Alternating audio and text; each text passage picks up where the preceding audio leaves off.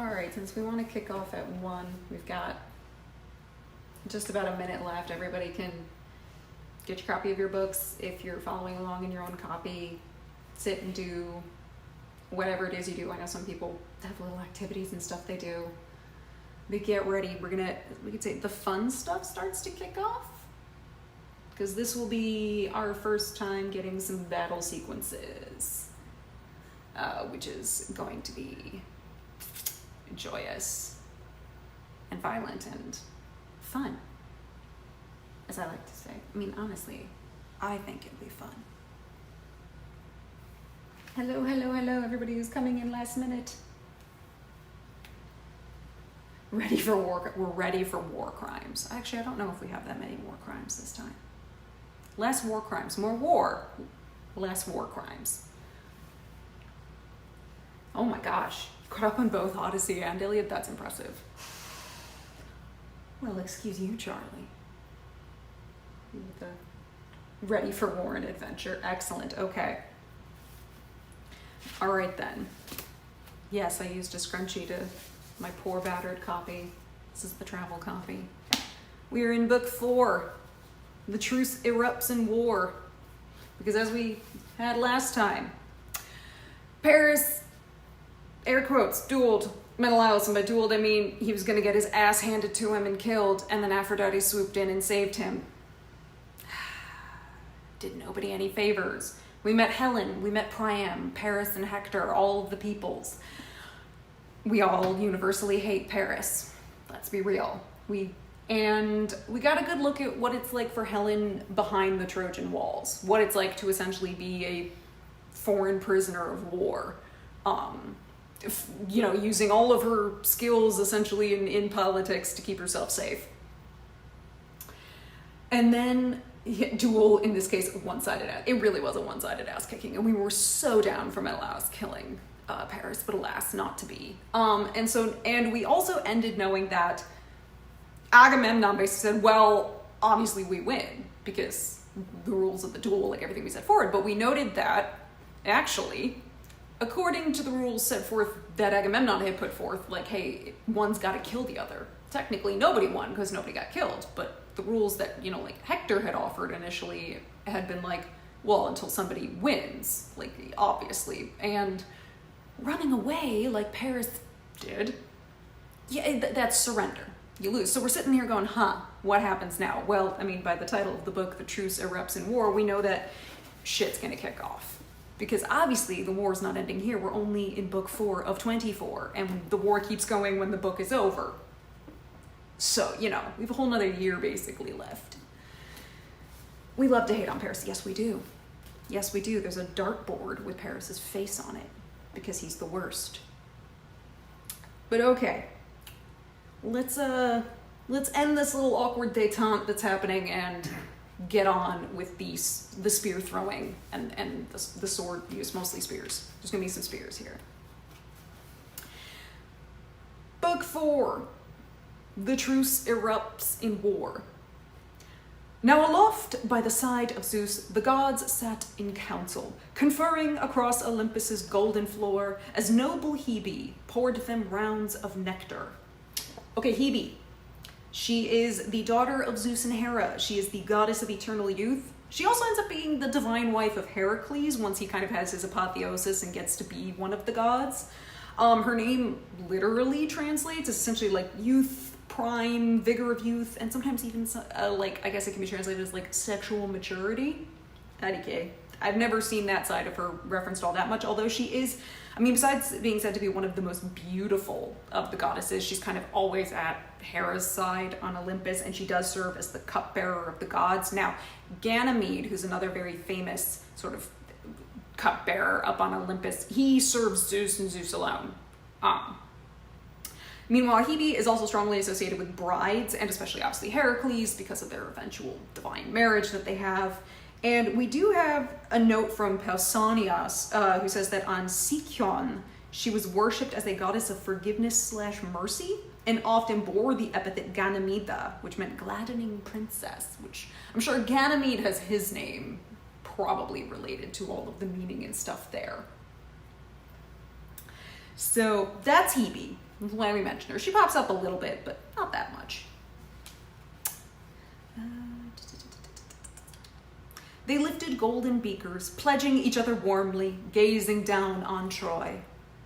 But abruptly, Zeus was set on infuriating Hera, courting her fire with cunning, mocking taunts.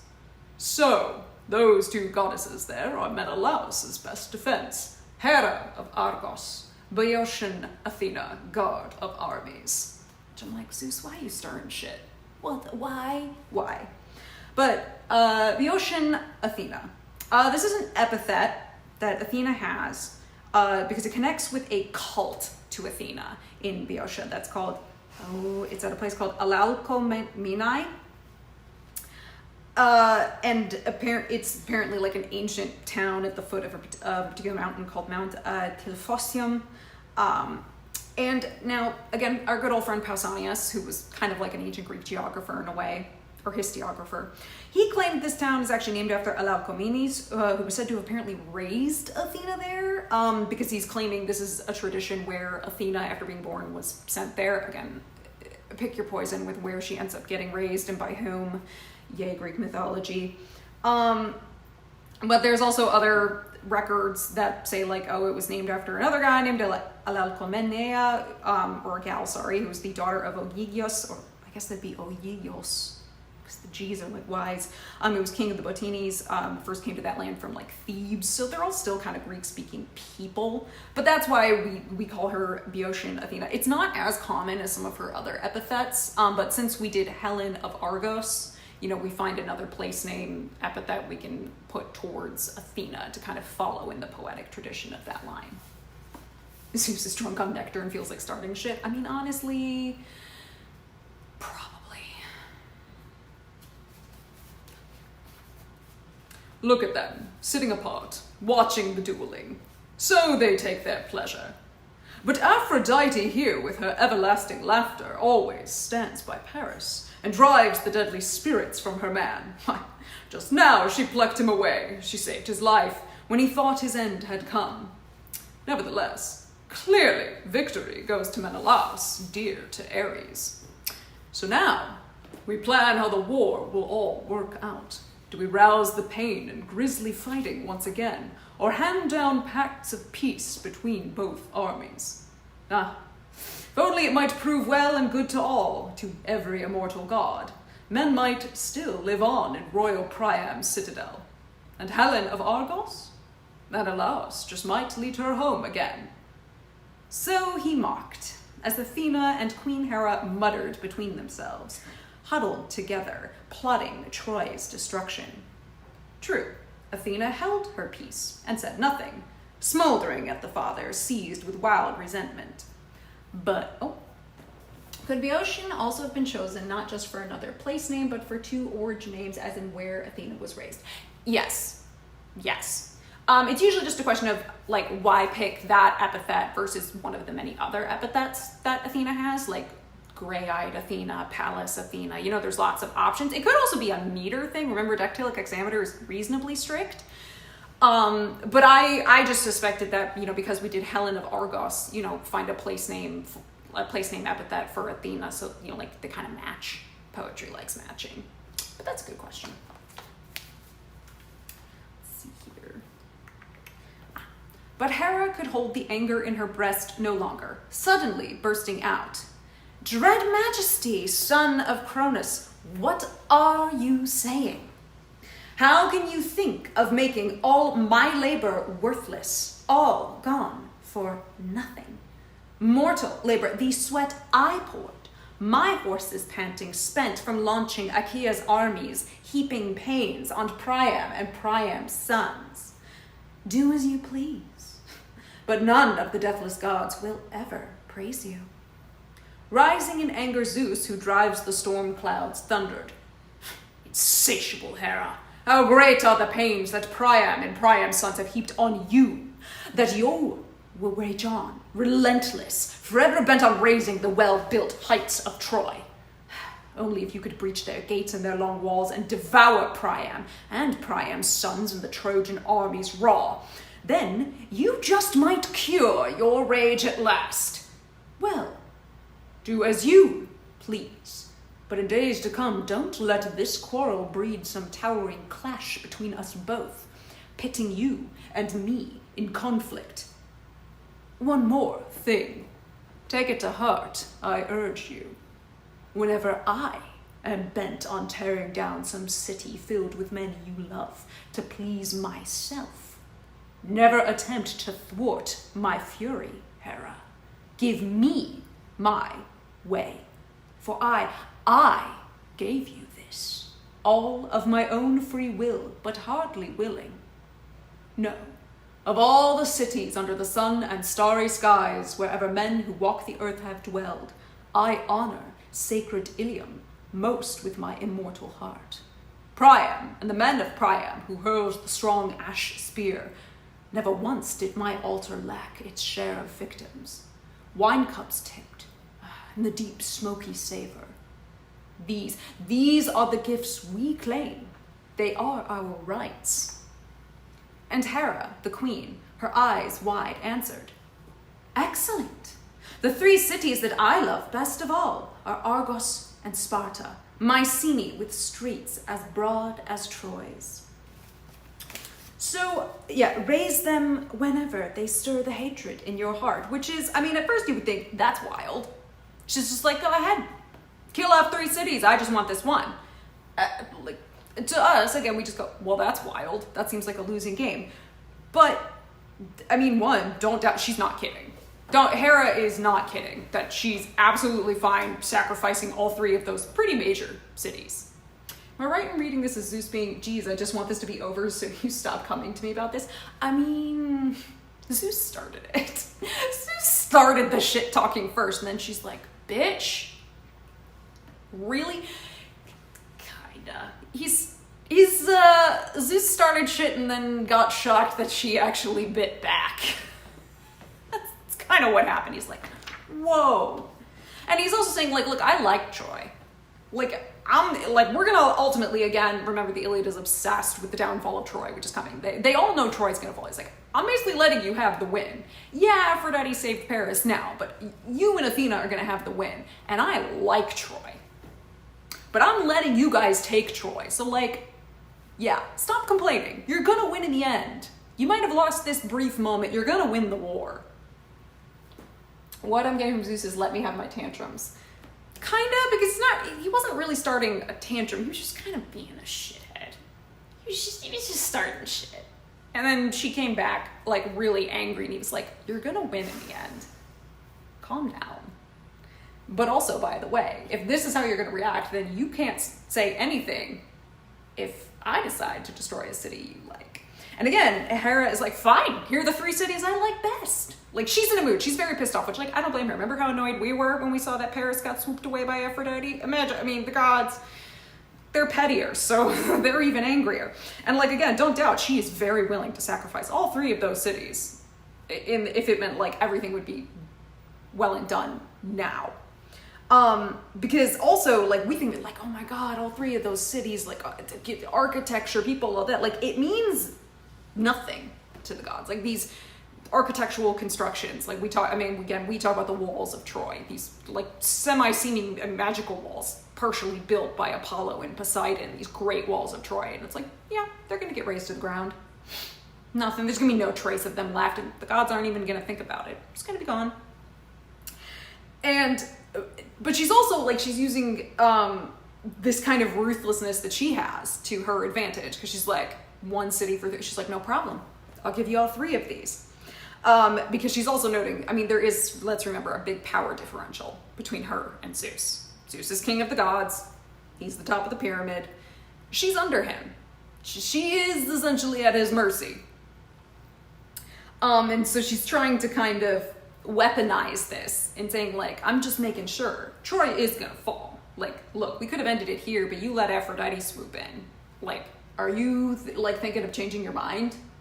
Like, to not let Troy fall? Like, have you decided maybe you'll step in and be like, yeah, actually, maybe we'll let Troy win because I like it so much. She's like, I'll give up 3 cities if you let Troy fall. No, I am dead set on this. This is go ahead. This is not a bluff. So again, The Trojan War is a massive conflict for the humans. For the gods, they're invested like they're watching a sports match where they've all got bets placed and they're like, hey, that's my favorite human who's in there, but the outcome doesn't really matter to them. It's devastating for humans, but the gods are like, well, that was a nice diversion. Let's have lunch. Again, they come off as very, very petty because, again, they don't die. There's no consequences to anything the gods are really doing here. It's their reality TV. Yeah, this is their extremely messy reality TV.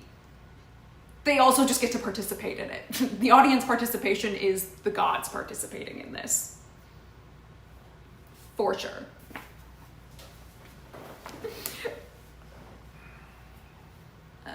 Raise them whenever they stir the hatred in your heart.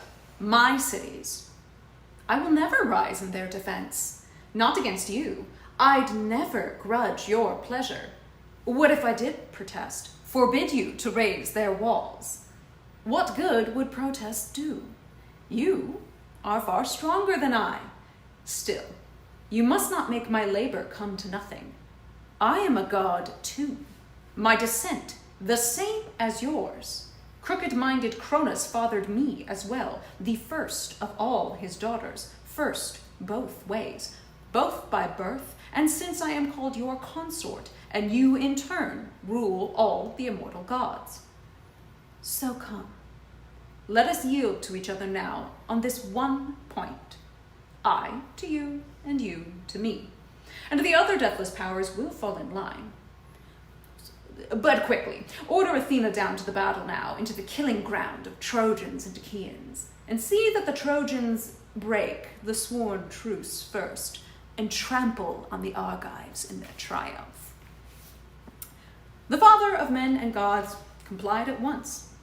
He winged Athena on with a flight of orders. Quickly, down you go to Troy and Achaea's armies now, and see that the Trojans break the sworn truce first, and trample on the Argives in their triumph. So he launched Athena, already poised for action. Wait, I thought Hestia and Demeter were older than Hera. Depends on who you read. Again, remember, there's no, one version of anything, because Greek mythology is spread across dozens, even hundreds of sources. And Greece is not a unified nation or idea in ancient times. Each city-state is essentially a country unto themselves, and they all worship slightly differently. Writings come out at different times. Everybody's got a slightly different idea. So in the Homeric tradition, Hera is the eldest. In the same way we're going to see in the Homeric tradition, Aphrodite is a daughter of Zeus and another goddess. So this tradition will be slightly different than others. Depends upon who you read. Pick your favorite version, I guess.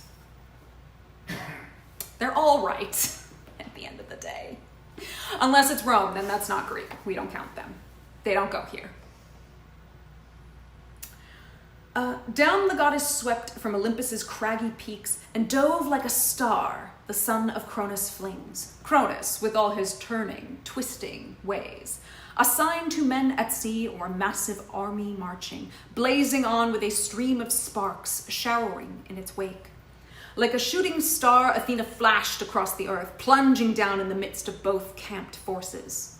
Terror gripped the fighters looking on, stallion breaking Trojans, Argive men at arms. One would glance at a comrade, groaning, "Oh, what next? Battle again? More pain and grisly fighting? Oh, pax between both armies. Peace from Zeus, the great steward on high, who rules our mortal wars." As Achaeans and Trojans wondered what was... making sure the Trojans officially break the vow first is to give the Greeks the right to continue fighting, right? I mean, they could. The thing is, right now, nobody kind of knows what to do. Because again, it's like, well, according to Hector's thing, the Greeks won. But according to Agamemnon's thing, nobody won. And we, again, very notably, at the end of Book 3, did not get Hector's reaction to all of this. Because Hector's still out there, standing in front of the army, being like, what just happened? And none of them saw Aphrodite's interference. It was just kind of a mist that appeared, and then Paris was gone, which they probably assumed either, damn, that boy ran fast, or a god showed up and helped him. But then they all kind of don't know what to do. In this case, the Trojans are the defenders, and also we're leading the Greeks to want to be extra aggressive. Because remember Agamemnon had that dream that he kind of misinterpreted to be like, I'm taking Troy today! this is happening today. And if you have the Trojans break it, he'll then be like, let's go, everybody. Like, didn't you see those motherfuckers? Like, they broke the truce. It's all on them, and it gets the Greeks really hardcore into fighting. Versus having the Greeks break the truce, the Trojans will just probably retreat inside the walls. I mean, they'll be mad, but they're playing defense right now. And you want the Greeks to go hardcore, even more offense, because the whole point, remember, is we want to cause the Greeks a bunch of losses, because Achilles got big mad, and he called mom, and then mom called the principal, and so now everybody's got to suffer because Achilles got mad. So the whole point is make the Greeks extra aggressive, which could make them sloppy, could mean that the Trojans will hit back even harder. We're just stirring shit up. We're just stirring shit up. Zeus is the CEO of what could possibly go wrong. Everything can go wrong. Always. Everything always goes wrong.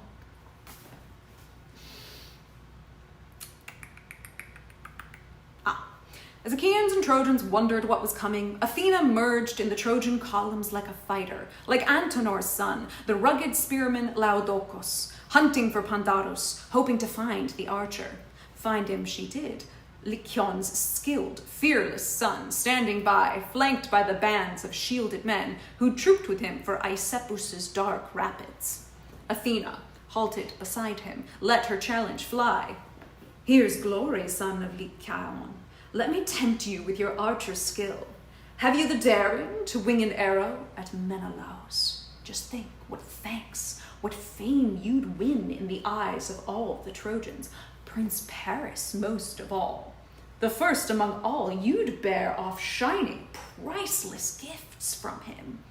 Just let him see Menelaus, Atreus' fighting son, brought down by your shaft and hoisted onto his pyre, mourned with grief and tears. Come, up with you now. Whip an arrow at this invincible Menelaus. Now, but swear to Apollo, wolf god, notorious archer, you'll slaughter splendid victims, newborn lambs, when you march home to Zelea's sacred city. Okay. Probably wondering, wolf god, where do we get that for Apollo? That's a new one for us. We haven't heard that. I mean, deadly archer, we hear all the time. Wolf god. Now, the Greek word is lekegenes, and actually the meaning is kind of disputed. Obviously, Fagles has gone for wolf god. He kind of has gone for a very literal translation. Now, obviously we know laikos or lycos is the Greek word for wolf, but some scholars actually do connect lekegenes with the place that's Lycia or Lycia. So they're not, so that's where the debate comes in. It's like, are we talking about wolf, like the word, or are we talking about like the place? Because we then are also mentioning Zelea, and Zelea is a town that's in ancient Troad, so that kind of Turkey, Anatolia region, at the foot of Mount Ida on the banks of obviously the river Aesepus. So yeah, wolf god, better than mouse lord. Yeah, no, we don't talk about mouse lord. I don't know why Wilson chose to translate that way. But yeah, so obviously Fagles has essentially made the choice to very literally just translate the word, but that's because there is a bit of debate. I honestly don't know where the majority sits on that one. I just know there's debate, and you have options. Werewolf god Apollo. But yeah, no, so that's a new one. We got. So Athena fired the fool's heart inside him. Then and there he unstrapped his polished bow, the horn of a wild goat he'd shot in the chest, one day as the springy ibex clambered down a cliff.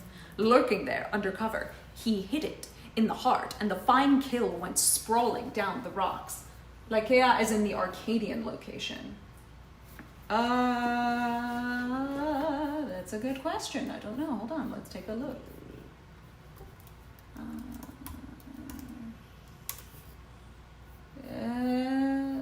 Where's...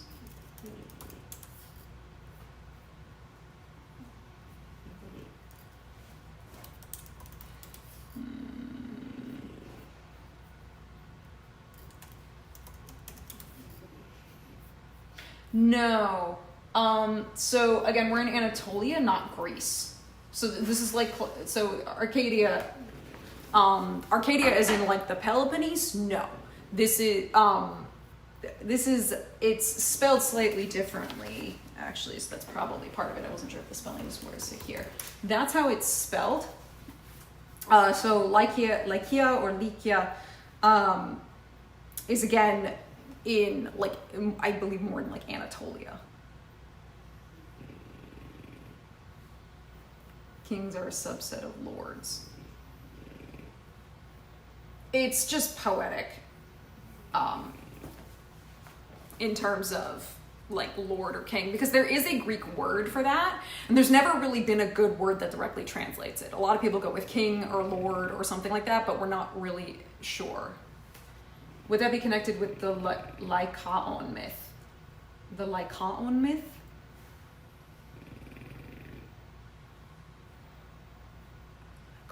As in the Lycaon that we referenced here?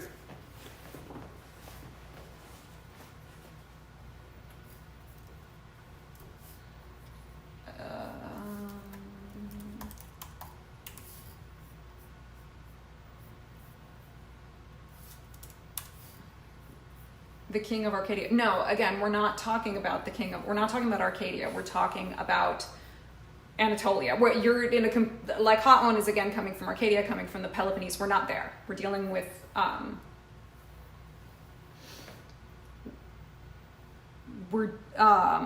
yeah, sorry. The wolf. Oh, you mean your question in terms of like the in terms of being linked with Lycos?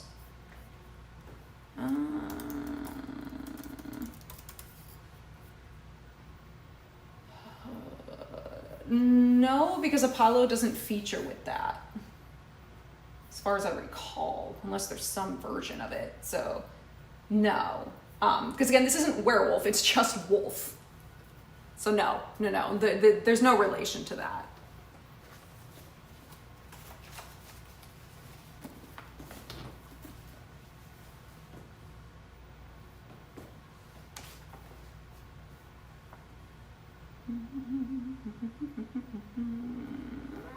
Where are we? Okay, it was sprawling down the rocks. The horns on its head ran 16 hands in length, and a bowyer good with goat horn worked them up, fitted, clasped them tight, sanded them smooth, and set the golden notch rings at the tips. Superb equipment. Bending it back hard, the archer strung his bow, propping an end against the ground as cohorts braced their shields in a tight wedge to hide him, fearing bands of Argives might just leap to their feet before he could hit Menelaus, Atreus's fighting son. He flipped the lid of his quiver, plucked an arrow, fletched and never shot, a shaft of black pain.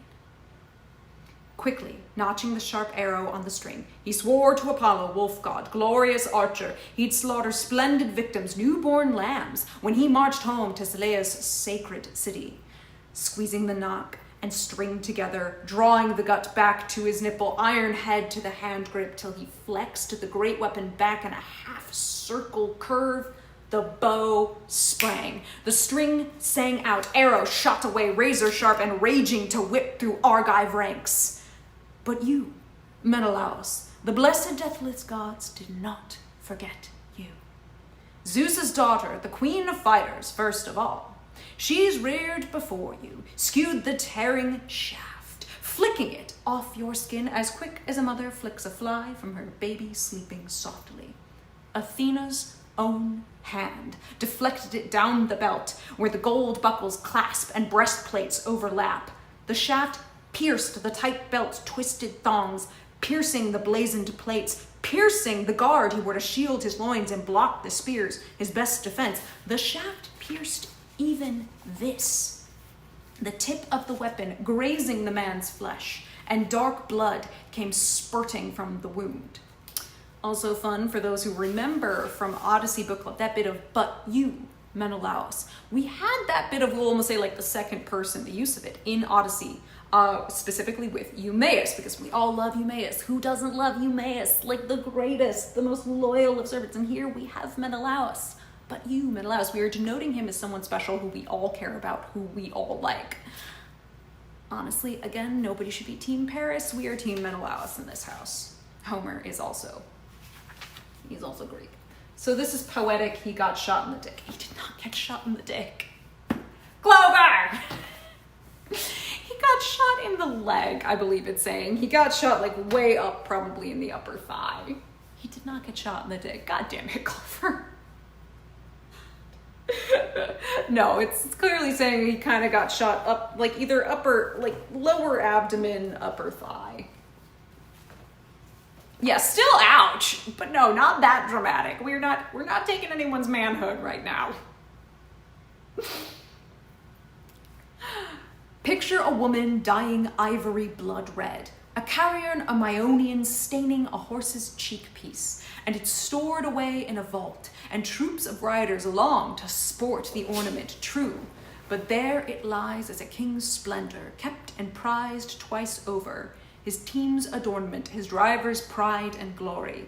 So now, Menelaus, the fresh blood went staining down your sturdy thighs, your shins, and well-turned ankles. The lord of men, Agamemnon, shuddered, frightened to see the dark blood gushing from the wound. And veteran Menelaus cringed himself, but saw the lashing cords and barbs outside the gash, and his courage flooded back inside his chest. Basically, it's a nice little through and through. He's not that concerned. He's like, oh, okay, good. Whew. Excellent. Nevertheless, King Agamemnon, groaning heavily, grasped Menelaus' hand and spoke out for the men as friends around him, groaned as well. Dear brother, that truce I sealed in blood was death for you, setting you out alone, exposed before our lines to fight the Trojans. Look how the men of Troy have laid you low, trampling down our solemn, binding truce. But they will never go for nothing the oaths, the blood of the lambs, the unmixed wine we poured, the firm clasp of the right hand we trusted. Never, even if Zeus's wrath does not strike home at once, he'll strike in his good time with greater fury. Transgressors will pay the price, a tremendous price, with their own heads, their wives, and all their children. Yes, for in my heart and soul I know this well. The day will come when sacred Troy must die. Priam must die, and all his people with him. Priam who hurls the strong ash spear. Yet 'tis just a flesh wound. I'm not dead yet. Exactly. The son that gesture doesn't. The son of Cronus Zeus, throned aloft in the heavens where he lives, Zeus himself will brandish over their heads his black storm shield, enraged their deceit.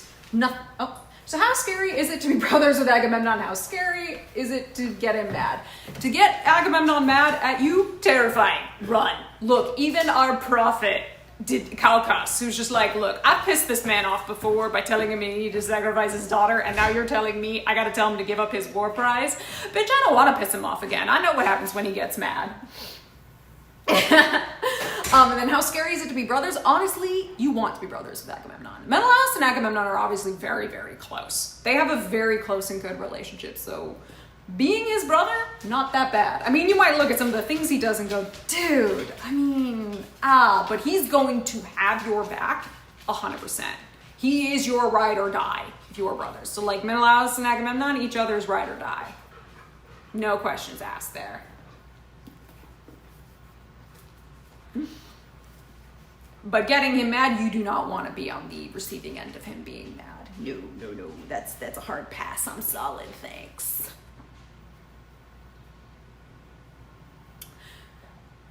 Nothing can stop it now. All this will come to pass, and I will suffer terrible grief for you, Menelaus, if you die now, if you fill out your destiny now, and I go back to parching Argos in disgrace. For the men will turn their minds toward home at once, and we must leave Priam and all the men of Troy a trophy to glory over. Helen, queen of Argos. Which again, we've talked about the objectification of Helen. Agamemnon, talking to Helen, treats her like an object. She's just a trophy, she's a prize. And again, the great irony, Menelaus is the only one who does not objectify her in the entirety of the Iliad. He doesn't speak that much, but even then, he doesn't associate her as an object. But the plowland here will rot your bones, my brother, as you lie dead in Troy. your mission left unfinished. Then some Trojan will glory, swaggering arrogant, leaping down on the grave of famous Menelaus. Let Agamemnon wreak his anger so on all his foes, just as he led his armies here for nothing. Failure. Now home he's gone to the dear land of his fathers, his warships empty, leaving behind the hero Menelaus mouldering in his wake. So some Trojan will trumpet, let the great earth gape and take me down that day. But the red-haired Menelaus tried to calm him. Courage! Don't alarm the men, not for a moment. The point's not lodged in a mortal spot, you see. My glittering war belt stopped the shot in front, my loin piece and the plated guard below it. Here the bronze smiths hammered out for me. Basically, the armor kind of did its job. I mean, yeah, Athena helped, but the armor basically did its job. And Marshal Agamemnon took his lead. Pray God you're right, dear brother Menelaus, but the wound, a healer will treat it, apply drugs, and put a stop to the black waves of pain. Agamemnon turned to the sacred herald. Quick, Talthybius, call Machaon here, the son of Asclepius, that unfailing healer, to see Menelaus, Atreus' fighting son. Yes, 'tis but a scratch. Your arm's gone. Yes, exactly. Okay, so we've called someone. We've called Machaon. He is, as we said, a brother of Asclepius, which also makes him a brother to Podalirios. He and his brother actually led an army from Trika in the Trojan War, obviously, alongside his brother. He is highly valued as a surgeon, kind of a medic type figure, but that's sort of a secondary thing they do. Again, remember, everybody came here to fight. If you've got the ability to work with healing herbs and drugs and like you have some medical techniques, that's great, but that's not your main job. And he will also very famously later be the one who heals Philoctetes' foot infection. Because obviously, remember, they kind of left Philoctetes behind because his wound was starting to stank. And obviously, so we're saying call Machaon because we know he possesses herbs that he got from Asclepius. Now, Asclepius got these herbs from Chiron. Chiron, the centaur, who, if you look up images of Chiron, are cursed.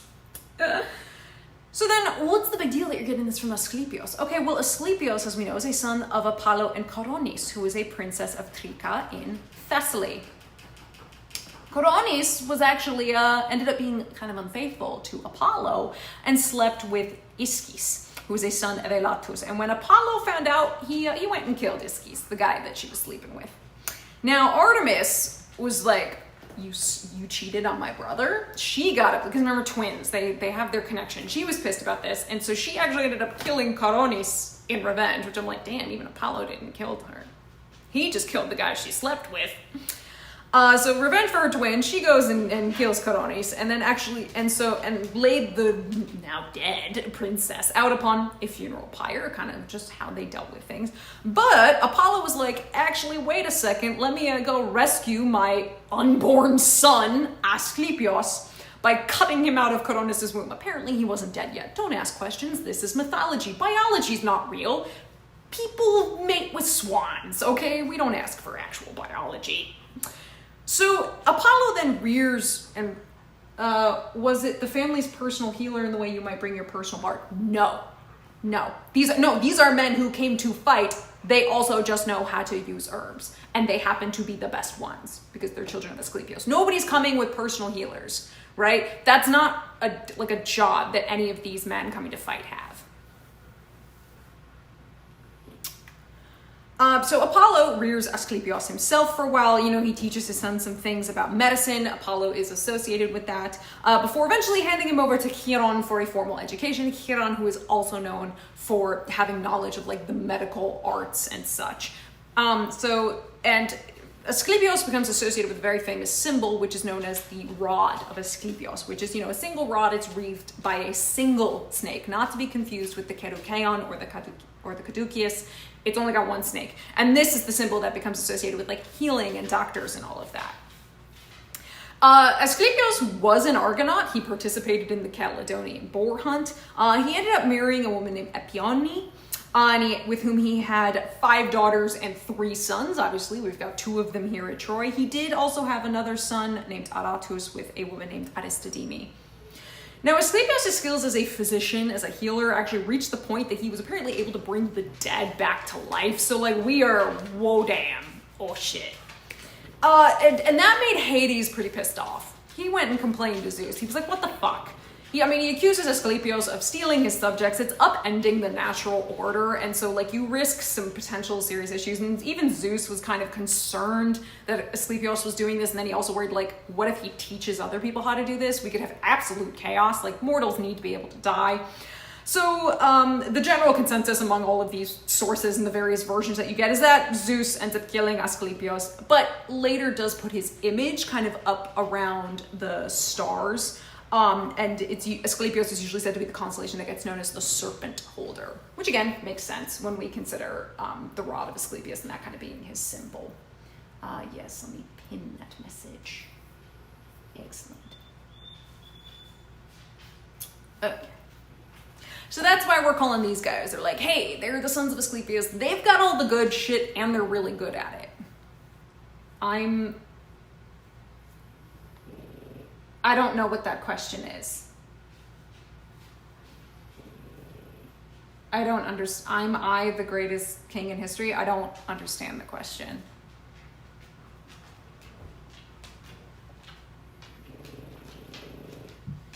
I'm gonna ignore it until somebody can tell me what's that supposed to be saying. The username. Oh. No, you're not, because you're not historical.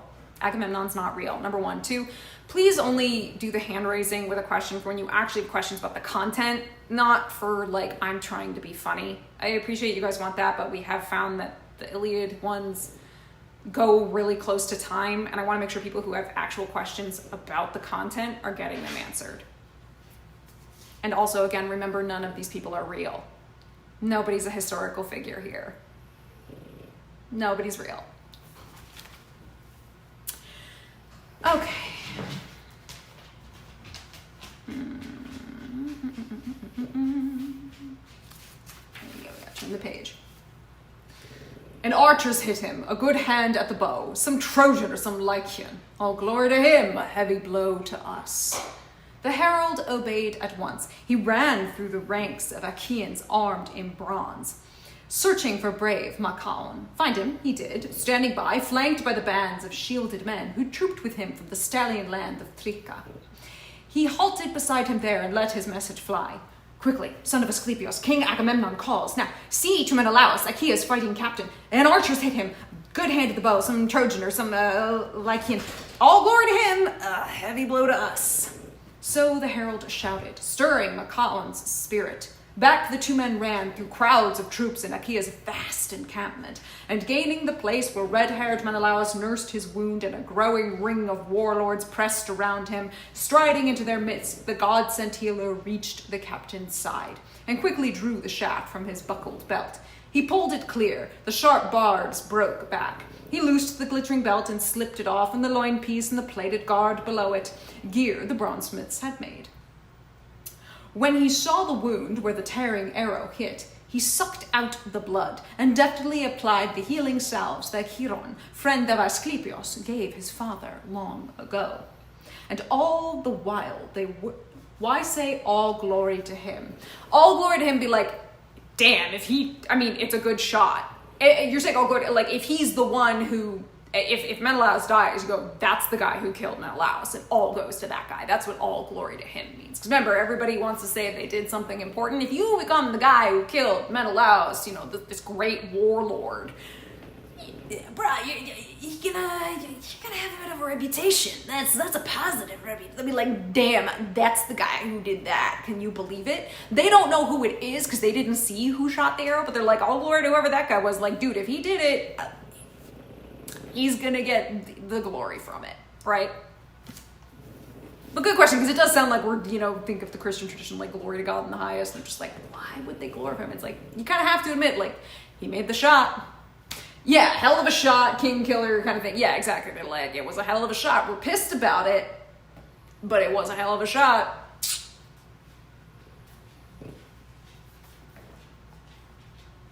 And all the while they worked over Menelaus, whose cry could marshal armies, on the Trojans came, columns armed for assault. And again the Argives donned their gear and roused their lust for war. King Agamemnon's hour. you would not find him asleep, not cringing a moment, hanging back from the struggle. He pressed for battle now, where men win glory. He left his team and burnished bronze car with an aide, Eurymedon, Ptolemaeus' Pyraides' son, reining off to the side his snorting pair of stallions. He gave them strict orders to keep them close at hand, for the time his knees might buckle with fatigue from bringing crowds of soldiers into line. Then out he went on foot to range the ranks. The charioteers he spotted fast with teams. He'd halt beside and spur them on. My Argives, never relax your nerve, your fighting strength. Father Zeus, I swear, will never defend the Trojans. Liars. They were the first to trample on their oaths. So vultures will eat them raw, their firm young flesh, and we'll drag their dear wives and helpless children back to the beaked ships once we've seized their city. But any man he saw retreating from hateful battle, he would lash with a sharp burst of rage. You Argives, glorious braggarts, disgraces, have you no shame? Just standing there, dumbstruck like fawns, done in from hightailing over some big meadow, winded and teetering, heart inside them spent, standing there, dazed, your fighting spirit dead. What are you waiting for? You want these Trojans to pin you against their high sterns, beached in the surf? To see if Zeus will stretch his hands above your heads and save your craven lives? So the commander ranged Achaea's ranks and brought them into line. Moving on through the crowds, he found the Cretans arming for combat now. Ringing brave Idomeneus, strong as a boar, he urged his frontline troops as Meriones brought the rear battalions up. So Idomeneus we have talked about, but who's Meriones? We're mentioning him by name. He might be important. He's obviously like Idomeneus. He's from Crete. Remember? Idomeneus, king of Crete. He's a Cretan, half-nephew of Idomeneus, which does make him a grandson of Deucalion, who was a son of King Minos, so that makes him a great-grandson of King Minos. Again, everybody's kind of related to Minos in that way. It does mean that, of course, if we're talking bloodlines, he's got quite a few gods. He's got Zeus, Europa, Helios, he's got Pasiphae, he's got quite a few. The Cretans have a pretty wild range of ancestors going on in their bloodlines. Now, Meriones is said to have inherited the helmet of Amintor, this helm belonged to Amintor, but then Autolycus, remember, Odysseus' maternal grandfather, actually stole it from Amintor. Autolycus being a notorious thief, go figure, he stole it. And he would later then give this to Odysseus. Now, it is said that Meriones will kill 7 men at Troy. That's not bad when you consider how many people are going against each other, and are we doing killings or are we doing just woundings? So actually not that bad. So Meriones is a pretty reasonably good fighter. He's not bad. Now, is he any of the other heroes? Nah, but he's not bad. Pretty good. He's worth mentioning by name and remembering who he is. I know, lots of thieving when it comes to Autolycus and others. There's always, Autolycus and Odysseus always crop up somewhere.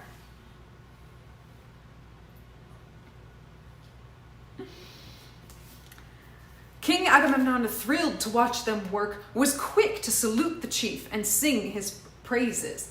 Was there any Kleos associated with big heists like this? No. That's not done for Kleos, no. No. Autolycus, if you're that good of a thief, you're kind of looked at as slightly shady. Autolycus is an interesting character. Remember, his name translates as essentially lone wolf, Autolykos or Lykos. Autolycus is this interesting kind of character. Nobody's really trying to get that reputation as a good thief. So no, Kleos is not usually, you're not gonna sing songs about, hey, I stole this from this guy. Unless it's something like you went to take the Golden Fleece, which was a whole big quest. 7 more gods in your bloodline make you likely to be more skilled than someone with only one god. Not necessarily, no. Because Meriones, who we're talking about, has all these, divine figures in his bloodline. I can tell you Odysseus kills more people. And technically, we only know him to have one major god in his bloodline, which is Hermes. So no. Like, it doesn't really matter. Now, does it mean that you are likely probably a son of, like, kind of nobility, a warlord, royalty, whatever you want to call it? Yeah. And that is kind of wild when you go, damn, that's a lot of divinity in your blood. Like, a lot of famous also figures in your bloodline. But Crete, remember, because, I mean, they're an island, limited population. Anybody who's related to the royal family will say of Crete tends to have a lot of very famous figures in their bloodline.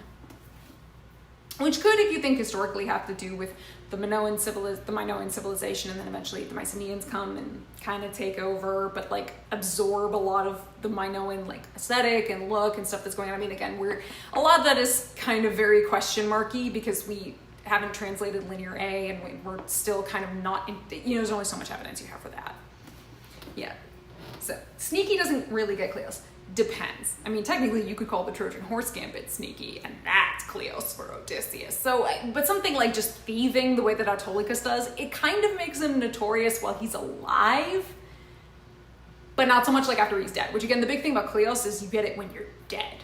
Like that, you're chasing that because it's these songs that are getting sung about you, and like they might happen in your lifetime, but it's really when you die. Like they'll keep telling these stories about you, preferably good ones.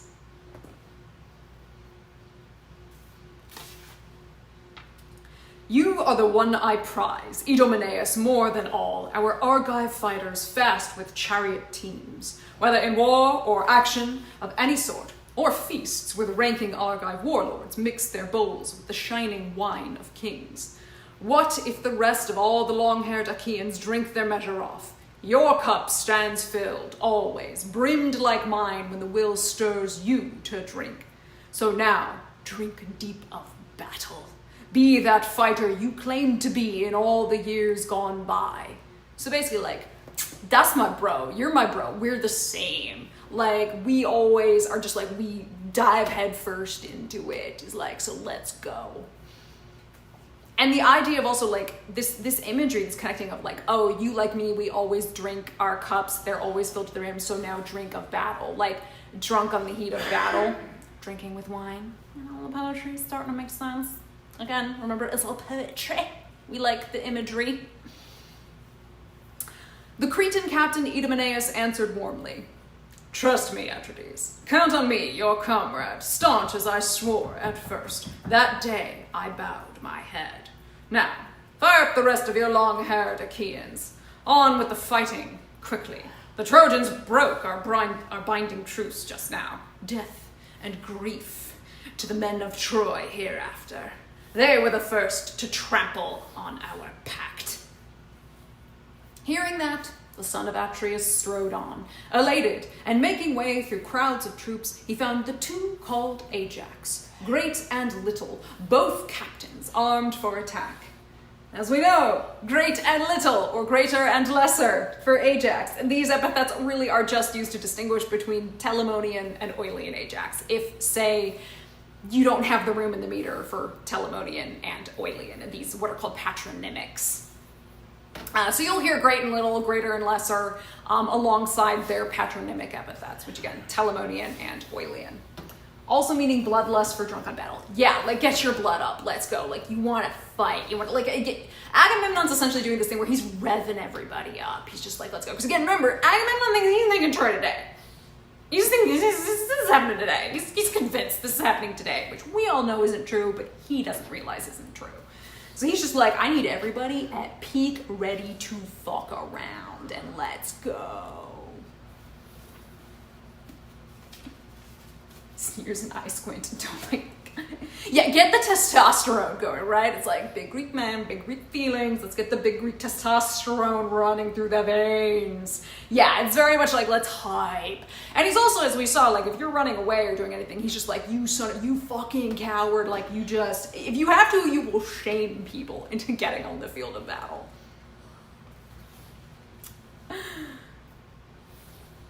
Great and little, both captains armed for attack, with a cloud of infantry forming up behind them. Think how a goat herd off on a mountain lookout spots a storm cloud moving down the sea, bearing down beneath the rush of the west wind, and miles away he sees it building, black as pitch, blacker, whipping the whitecaps, full hurricane fury.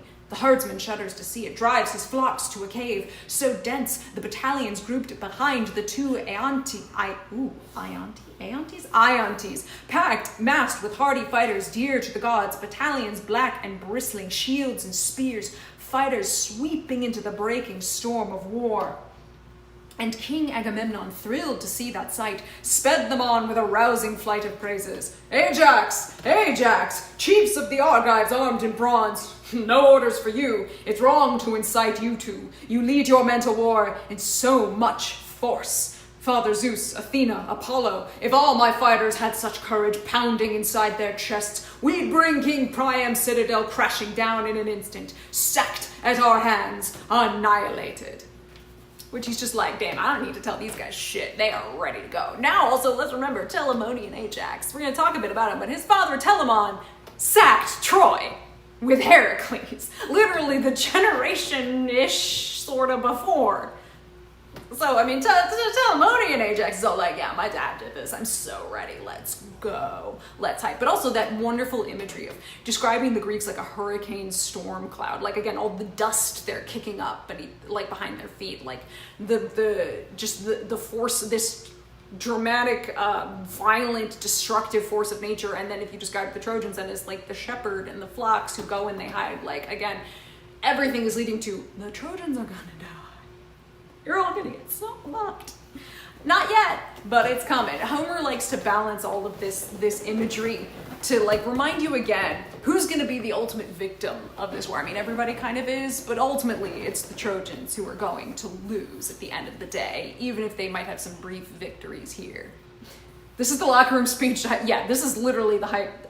It is the hype speech, but again, also, like I said, he will shame you into like going around, and if he doesn't think you're properly getting hyped and ready to fight, he will berate the shit out of you, which we're gonna see in a bit, which is kind of unfair when he does it in this case, but... Excuse you, Peg. Are you good? We good? Okay. She's trying to make herself, she's like, this is not my usual throne. He spun on his heels and left them there. Yeah, we are the hype. Exactly. He spun on his heels and left them there in place, heading for other ranks, and came on Nestor next, the clear speaker of Pylos, posting troops, readying them for action, combat units forming under the lanky Pelagon, Alastor and Chromius, Haemon and stocky Bias, skilled captains of armies. Forward he ranged the charioteers with teams and cars, backed by infantry close behind them, milling brave men, the defensive line of battle. That would be their role, but the known cowards he drove amidst the center. A man might cringe, but he'd be forced to fight. And first he gave his drivers strict commands to rein their teams back hard and never panic. No fouling. I can speak. No fouling them in the onslaught. Let no man be sure of his horsemanship and soldier's prowess. Dare to fight it out alone with the Trojans, exposed in front of his lines. No heroics now, but give no ground. The charge will go to pieces, and any charioteer who reaches Trojan chariots, thrust your spear from your own car. Don't throw it. Better that way. It's tighter, stronger fighting.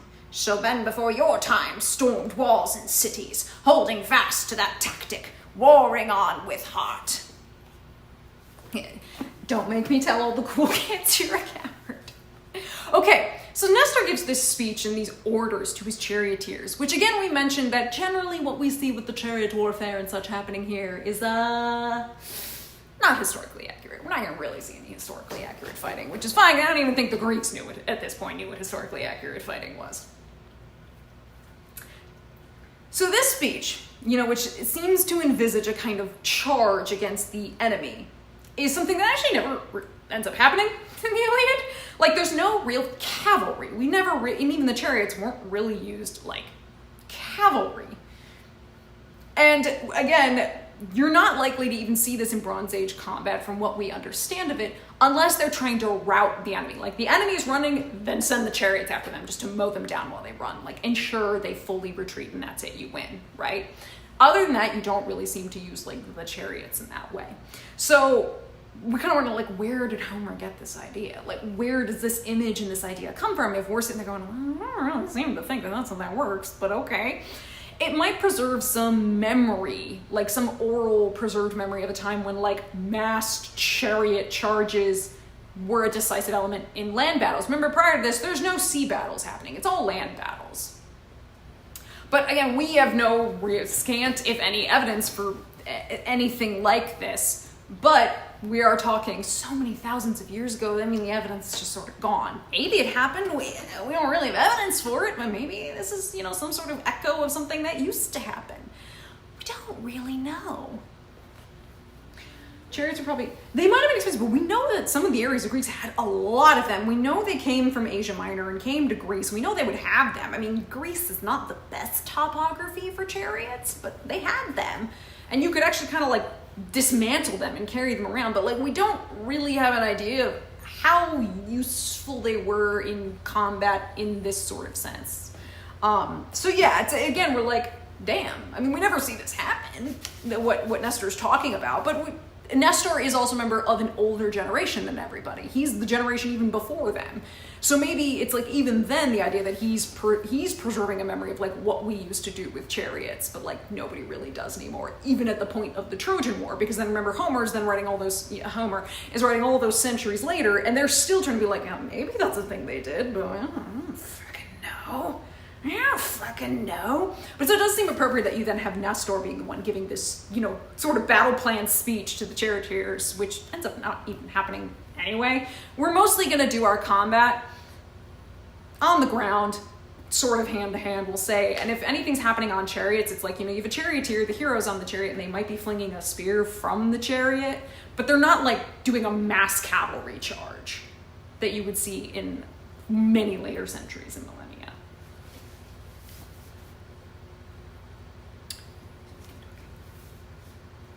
Mm-hmm. The old soldier spurring his men with skills from a lifetime spent campaigning battles long ago. And King Agamemnon, thrilled to see his efforts, cheered him on with a flight of praise.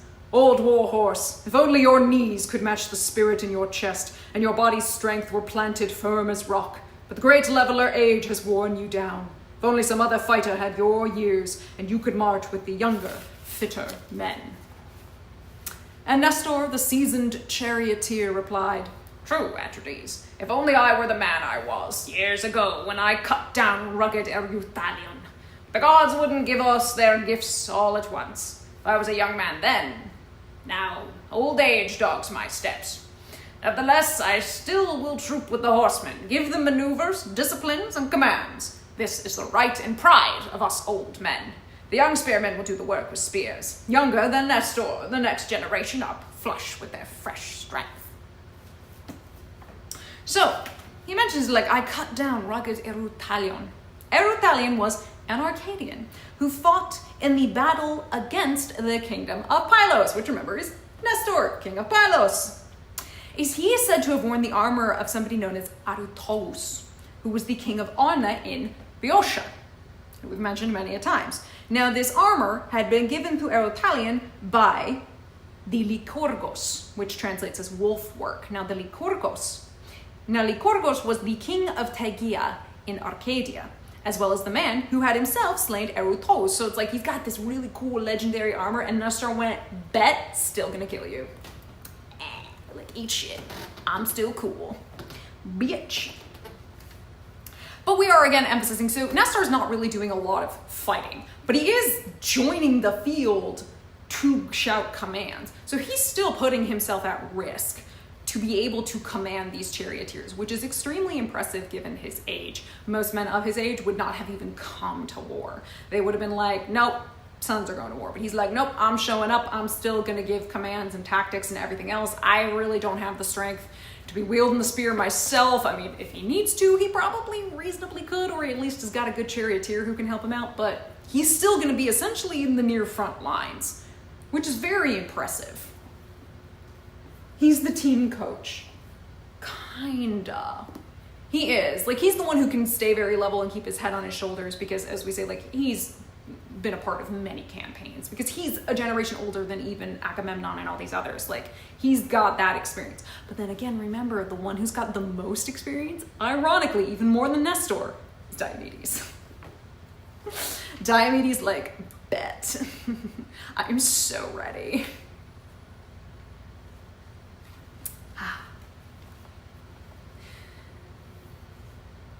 So Nestor said, and Atrides ranged forward, glad at heart, and came on Peteos' son, the charioteer Menestheus, standing idle, and circling him Athenian men who could raise the cry of battle. And there beside him, the great tactician Odysseus, drawing up with his Cephallenians grouped around him, bands of men, no mean fighters, watching, waiting. The call to action had still not reached their ears. And the columns were only just now forming, moving out, stallion-breaking Trojans and the long lines of Achaeans. So the Cephallenians held their ground there, poised. When would some other Argive unit make its charge, engage the Trojan front, and open up in battle? So what we're hearing is, again, the contingent of Greeks is so goddamn huge. We're over here with Odysseus and the Cephallenians, and they haven't even heard all the shouting that's been going on. Like, they've maybe heard the shouting, but haven't been able to hear what's happening. So they're like, are we fighting? It seems like maybe we're fighting. When did they say go? Like, they're waiting to hear the starting gun go off. And they're like, did they say we're going? Like, are we going? We're not real sure. And this is about to piss Agamemnon off, because he's going to be like, he either doesn't realize or doesn't care that that's what's going on, but he's about to berate the shit out of these guys. He's like, what are you doing lollygagging about? Spotting them now, the lord of men Agamemnon dressed them down with a winging burst of scorn. You there, Peteos' son, a king, dear to the gods. And you, the captain of craft and cunning, shrewd with greed. Why are you cowering here, skulking out of range, waiting for others to do your fighting for you? Ooh, okay. Let's talk about what Agamemnon just said there, because he's not just dressing down, really, especially Odysseus. These are some pretty nasty, these are harsh words, really harsh words, kind of unfairly harsh. So, as we say, this is a poem that celebrates, everybody's Aristeia, everybody's greatness of what is known as the Promachos. The Promachos are like those who fight in the front, the champions. Like, we're talking about individuals and people who just like get in the front lines and go for it. And for a poem that is all about celebrating that, we find that none of the heroes here actually anticipate Odysseus's future part in ending the war. He kind of gets shat on, especially by Agamemnon, which is, again, kind of wild. Now, granted, there are others here in Iliad who are quick in praising Odysseus, and they make use of some of his singular talents. We'll say his kind of sneakiness, his craftiness, his cunning. That, of course, we know our Ithacan king is going to eventually use to come up with the Trojan horse stratagem. But Agamemnon does not see it. He does not see it at all. Because Agamemnon takes Odysseus for granted. And later on, again, Homer's going to show us even more, starkly highlight the difference in Agamemnon's fundamental reaction to adversity compared with Odysseus. We're gonna see that Odysseus is way more willing to grit and bear it and tough shit out, kind of more than Agamemnon is, which is kind of wild when you consider that here's Agamemnon basically calling him a coward, being like, what are you doing sitting here hoping others will fight first? And we're like, whoa, bitch, what did you say? Everybody's going, what the fuck? Because remember, in book 2, Odysseus put in all that work, all that talking, all that help to basically everybody's ready to cut and run. It's Odysseus who stops all the Greeks from leaving, convinces them to keep fighting. Agamemnon doesn't even say thank you. Doesn't even praise Odysseus for that. So the silence that we got from Agamemnon in book 2 has now turned into an escalation of just outright insensitivity and rudeness. Make an appearance in the poem. No, the Trojan horse does not appear. We end this poem before Achilles is even dead. We end this poem at the funeral of Hector. So the Trojan War's not over by the time we finish. Because, again, Agamemnon, as we've just escalated from what was already kind of damn, you could have at least said thank you to Odysseus, to, oh my God, what is he saying? He's accusing Odysseus of outright cowardice, and treachery. Now, in particular, he's using a Greek word called kerdoleophron, which means profit-minded. What Fagles has called shrewd with greed, which is a wild word to use because this is reminiscent. This was the exact word Achilles used to describe Agamemnon in book 1, which is like, whoa. Oh, have fun with the midnight showing. I mean, stay up. It's like it's a 3-hour movie. It's 2 hours and 52 minutes is the runtime. So enjoy it, but stay up. Oh my God. But, and I mean, so again, what Agamemnon has essentially accused Odysseus of is like them's fighting words. I mean, we watched what happened when Achilles and Agamemnon started going at it with this kind of language. Achilles said, fuck this shit, I'm out, right? But it's a testament to Odysseus' character that he doesn't just withdraw from the fighting the way Achilles says. He's not going to pull a fuck this shit, I'm out. Instead, he's going to prove how unfair and unjust everything Agamemnon has just accused him of is, and by becoming one of the first Achaeans in the Iliad to slay an enemy in this book. We're going to have it. It's going to be great. And it's in this way, and this is where we can draw some parallels between like Achilles and Odysseus. These two main heroes that ultimately Homer writes about. He's going to take the word we have here that Odysseus is going to feel is called kolos, which means wrath. Now, this isn't like menis, which is that like divine wrath. This is general wrath, we'll say. He's going to take it from being angry at Agamemnon for what Agamemnon has just said to him. Because, like, again, let's be real. Them's fucking fighting words, okay? You take that shit personal. He's going to translate that to, instead, a Trojan victim. We're going to watch him kill a Trojan in this book, whose name is Democoon. Now, sort of a microcosmic mirror to what is the overall plot of the Iliad, in that Achilles, big mad at Agamemnon. Then, he's going to transfer that rage over to a Trojan victim, to Hector. So Odysseus in book 4 is going to give us almost like a mini version of ultimately what Achilles is going to do, but it's going to take the whole Iliad to do, because Achilles is feeling menis, he's feeling that big divine wrath, versus Odysseus who's feeling kolos, which is wrath, but like it ain't big divine wrath, right? We're getting like a mini version. And also, speaking of like,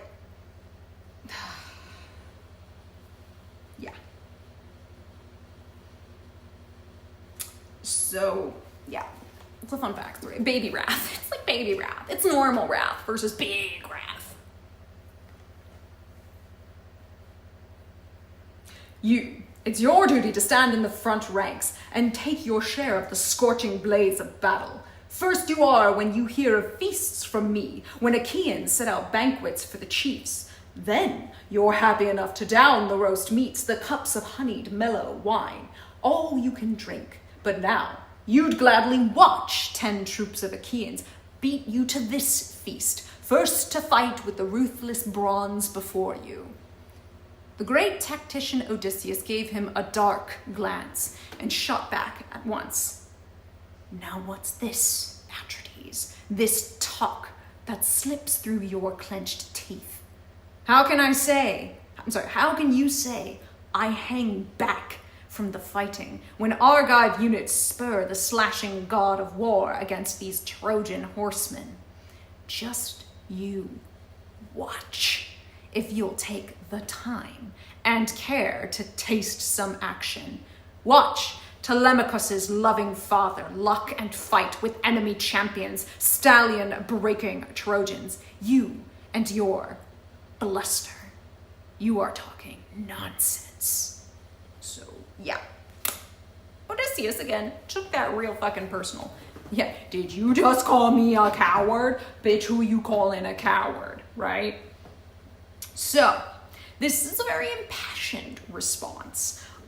Because what Agamemnon said is really unjust. It's unjustifiable. The insults are frankly gratuitous. Like, Agamemnon was like, bro, that is... yikes.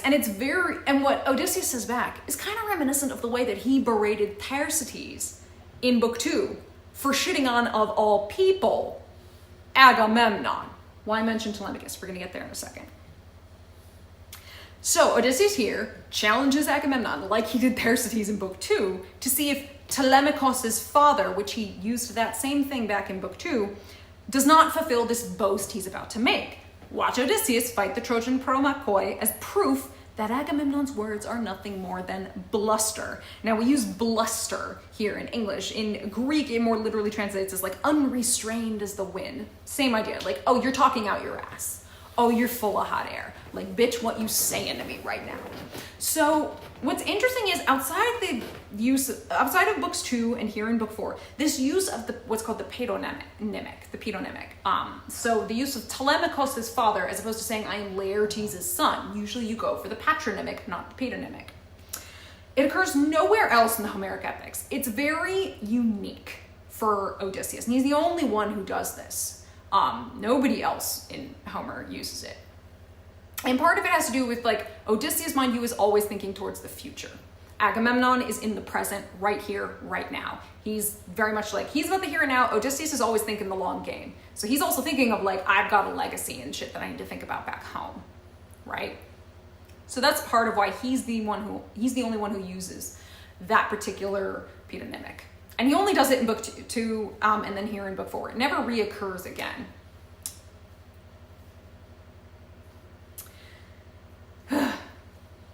So yes, there you go.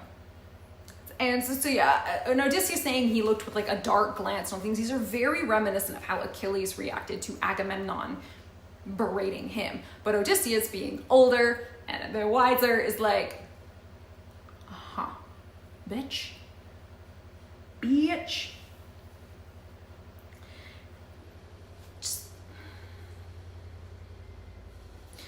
Yeah.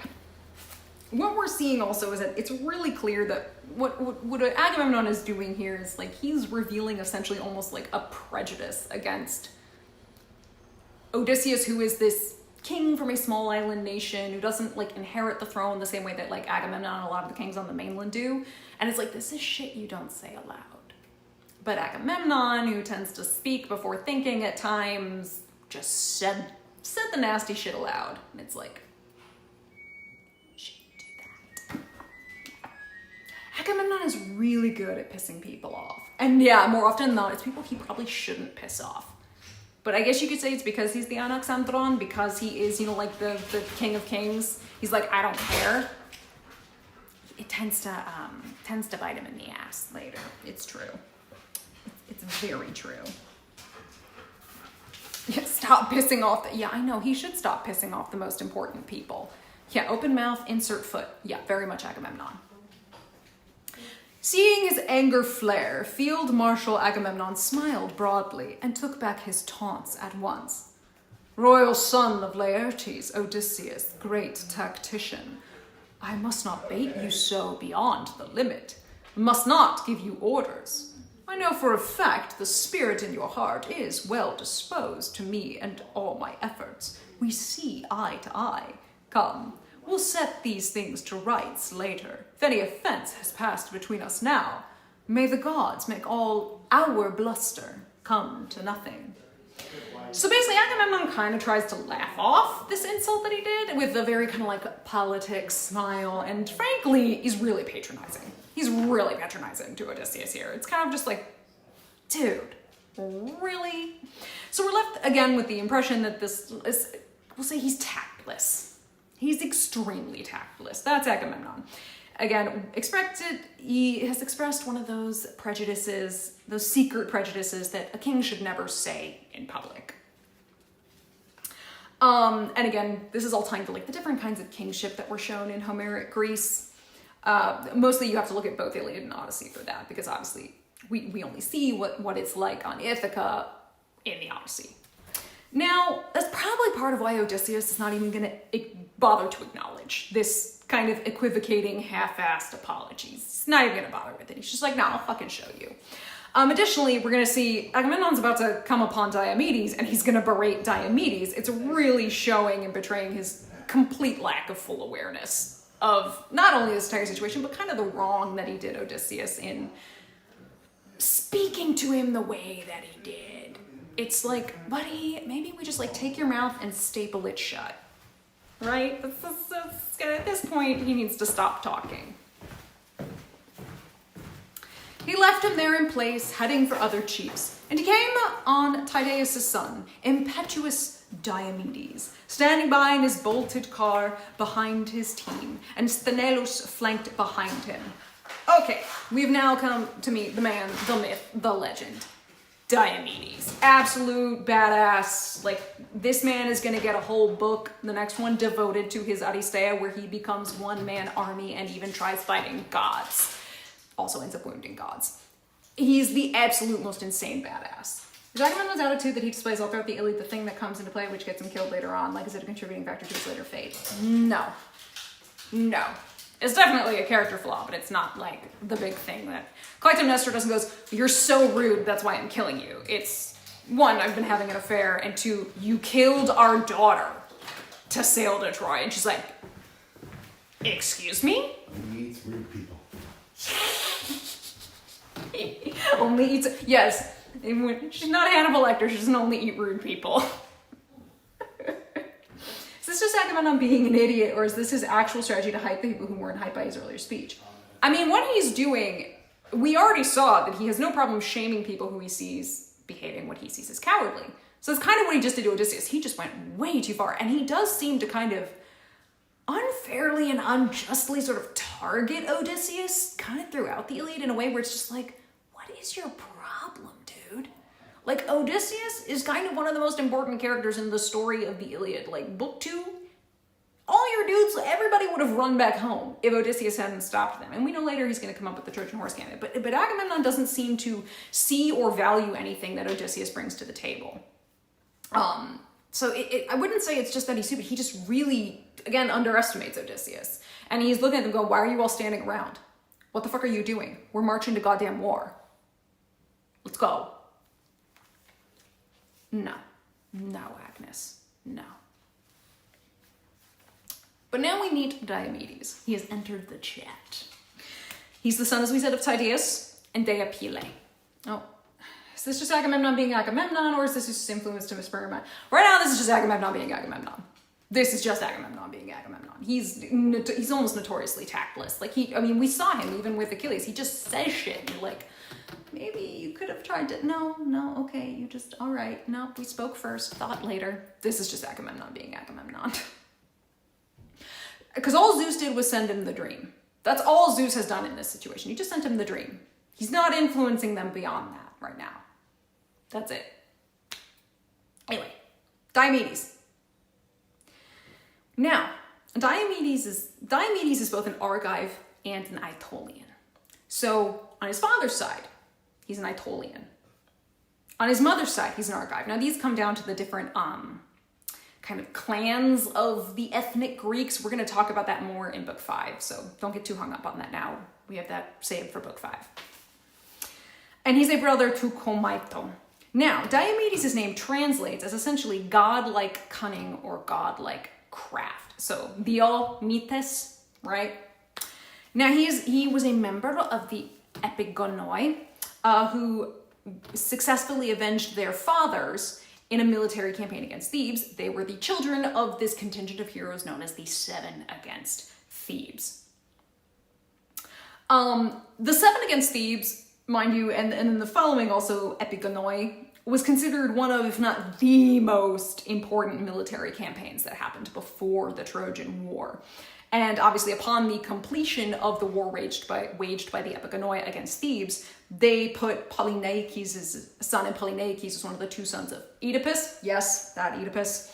They put his son, essentially Oedipus' grandson, Persander, was put on the throne as king in Thebes. So again, Diomedes has some pretty important military campaigns under his belt before he ever sets off to Troy. Now, he became king of Argos upon the death of his maternal grandfather. It said that his grandfather passed away at the news of the death of his last living son, Aegialeos. So who comes next? It's the grandson. Diomedes takes over the throne in Argos. He's apparently said to be a very successful, very stable ruler. Oh, just like my dear Paris, I'm late to the fight, utterly unequipped. Hello, Mariana. We're talking about Diomedes. Agamemnon is just finished berating Odysseus, which we had a chat about. So yeah, Diomedes had to be a pretty stable ruler of Argos, and at the same time, remember, he's Aetolian on his father's side, so he's keeping an eye out on his father's homeland of what's called Caledonia. He's keeping an eye out the whole time, because he's eventually going to invade and successfully seize the throne of Caledonia and put his paternal grandfather, Oeneus, back onto the throne. So again, this dude is like, okay, we've taken Caledonia, we've taken fucking Thebes. This guy is just a city. I mean, this is a sector of cities, right? Again, Diomedes, super militarily experienced when it comes to this kind of warfare. And again, he is regarded as one of the greatest warriors of the Trojan War. Achilles who? I want Diomedes on my team. He participated in the Trojan War because he was one of the suitors of Helen. He was bound by the Pact of Tyndareus. He had to go. He probably would have showed up anyway. Let's be real. He brought the third largest contingents of ships. As we heard in book 2, he brought 80 ships, and his contingent included 2 other former epigonoi, Sthenelus and Euryalus. Sthenelus is, we're going to see, act as Diomedes' chariot driver, so they're kind of like together on the field often. Now at Troy, he's actually one of the youngest of the Achaean kings. He's a young dude. I mean, older than Achilles, but he's a younger dude compared to some of like Agamemnon, Menelaus, Odysseus. Like some of these others, he's younger compared to them, and yet has more experience. It's wild. And again, he's one of, if not the most militarily experienced, and he seems to have fought more battles than any of the others. Alongside Odysseus, we know he is a favorite of Athena. In fact, Athena will directly aid Diomedes in the Trojan War. On numerous occasions. We'll see it in book 5. She's going to end up driving his chariot. And then furthermore, he's the only warrior other than Heracles who has attacked Olympians directly, and the only Homeric hero other than Menelaus, who again is the husband of Helen, so kind of gets bought into this package, if you will, to be offered immortality and the chance to ascend to the Theoi, because Diomedes was just that good. He was that fucking good. Now, there's a whole story where she was going to offer it to his father, but I'm going to tell you that story in a bit, and a whole bit of nonsense there.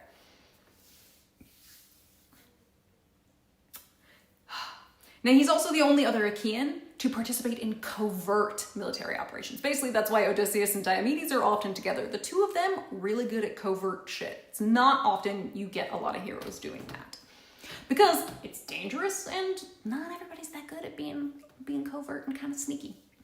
Now, again, he is also said to have sometimes, it depends on the account that you read, is said to have assisted Odysseus in the framing of Palamedes for treason. Palamedes, the messenger, if you will, of Agamemnon, who called out Odysseus' bluff and had to rope Odysseus into the war, even though Odysseus tried to get out of it. So it is said in some versions that he helped Odysseus frame Palamedes for treason, as part of, Odysseus wanting revenge against this guy. Like, how dare you call my bluff?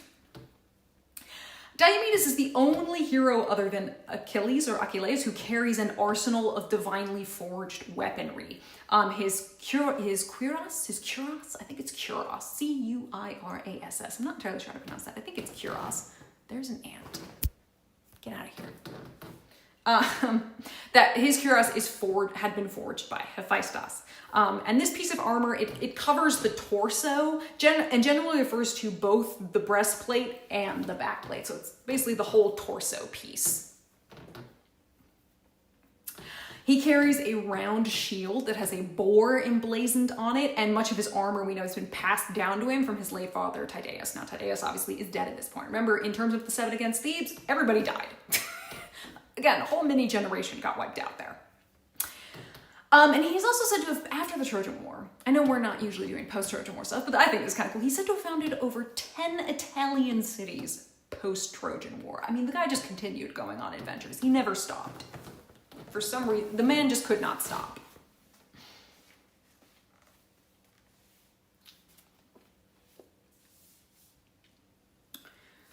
And spotting Tydides there, Field Marshal Agamemnon gave him a winging burst of scorn. What's this? Boar because Caledonian boar hunt? No, it was just the symbol that he had. It has nothing to do with the Caledonian boar hunt. I don't think Tydeus participated. Did he fight? No, he did not participate in the Caledonian boar hunt. It was just the image he had on his shield. Or you could say it might have been the pelt or skin of a boar that was on the shield. But regardless, like that's the imagery he's with. It has nothing to do with the Caledonian boar hunt. What's this? You, the son of Tydeus, that skilled breaker of horses. Why cringing here, gazing out on the passageways of battle? That was never Tydeus's way, shy behind the lines. He'd grapple enemies, bolting ahead of comrades. Or so they claim who watched him at his work. I never met the man myself, never saw him. But they say he had no equal. Okay. Now, why cringing here, gazing out on the passageways of battle? Which is, passageways of battle, it's an interesting phrase. The Greek words here are honestly not fully understood. Like, we're not really sure, because the word here that Fagles renders as passageways would actually later in Greek, it seems, in ancient Greek, mean bridges. There's an ancient note that explains this Greek word being used in Homer as meaning ways through battle lines. In other words, those clear spaces between ranks or formations of troops. Now, how tight were these formations? Everything's going to end up being helter-skelter anyway, so, like, who knows? But then also, again, elsewhere in Homer, this exact same Greek word in this kind of phrasing, it seems to mean something like embankments or causeways. Okay. King Agamemnon, these are not the kind of questions that should be asked here at this moment. You'd want to ask this later. I don't have a favorite character, and the character I hate a lot is Paris. But these are not ones to ask now. Questions now should be very strictly related to the text that we're reading at hand.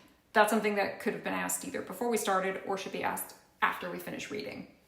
Just FYI. Okay, Agamemnon is now mentioned. He's like, that's not your father's way. Your dad was said to be a beast. I never met him, but apparently those who fought with him said he was insane on the battlefield. So who is Tydeus, or Tydeus? The father of Diomedes. He was one of the famous 7 against Thebes. He is the son of Oeneus. His mother is said to be either Peribea or Gorge. Kind of depends on the source, doesn't really matter. It's just like, hey, his mother's depends on who you read. Now, he was banished from Caledon by his uncle Agrios for kinslaying, apparently. Now, Agrios, fun fact, actually translates literally as wild. So I'm like, damn, so you're all crazy. Good to know. Now, in terms of the kinslaying, again, kind of depends on who you read. Like, who did he kill? Well, he either killed his brother, he killed a different uncle, or apparently he killed 6 of his cousins. Not really sure, kind of depends on who you read, but he killed a family member. Doesn't look good. He travels to Argos, where he marries, as we know, Deipyle, who is the daughter of King Adrastos, who was also hosting at the same time Polynices, who was the banished son of Oedipus. It's kind of how they start teaming up. Now, it is said that one night, Tydeus and Polynices kind of got into a brawl. We don't know what they were fighting about, but they started throwing hands at each other. They were getting into it. While in Adrastos' house, by the way. And it was apparently such a loud and raucous brawl that Adrastos basically ran in to kind of break them up. He's like, I am not having anyone kill each other in my house right now. Like, oh my God. Not in the mood. So he sees these 2 men fighting each other, and he recalls a prophecy that he got told, which said to yoke his daughters to a boar and a lion. So looking at this too, he recognizes Tydeus as the boar and Polynices as the lion. Now that is because their shields, remember I mentioned that Diomedes' round shield had a boar on it. And it said that either, if you ask Hyginus, he would tell you the reason he saw one as the boar and one as the lion is because they were wearing the animal pelts. Like Tydeus was wearing the pelt of a boar and Polynices was wearing the pelt of a lion. Or these were the images that were emblazoned upon their shields. That's what Apollodorus will tell us. Either or, but he looks and goes, boar, lion, oh my God, that prophecy. Girls, you're getting married.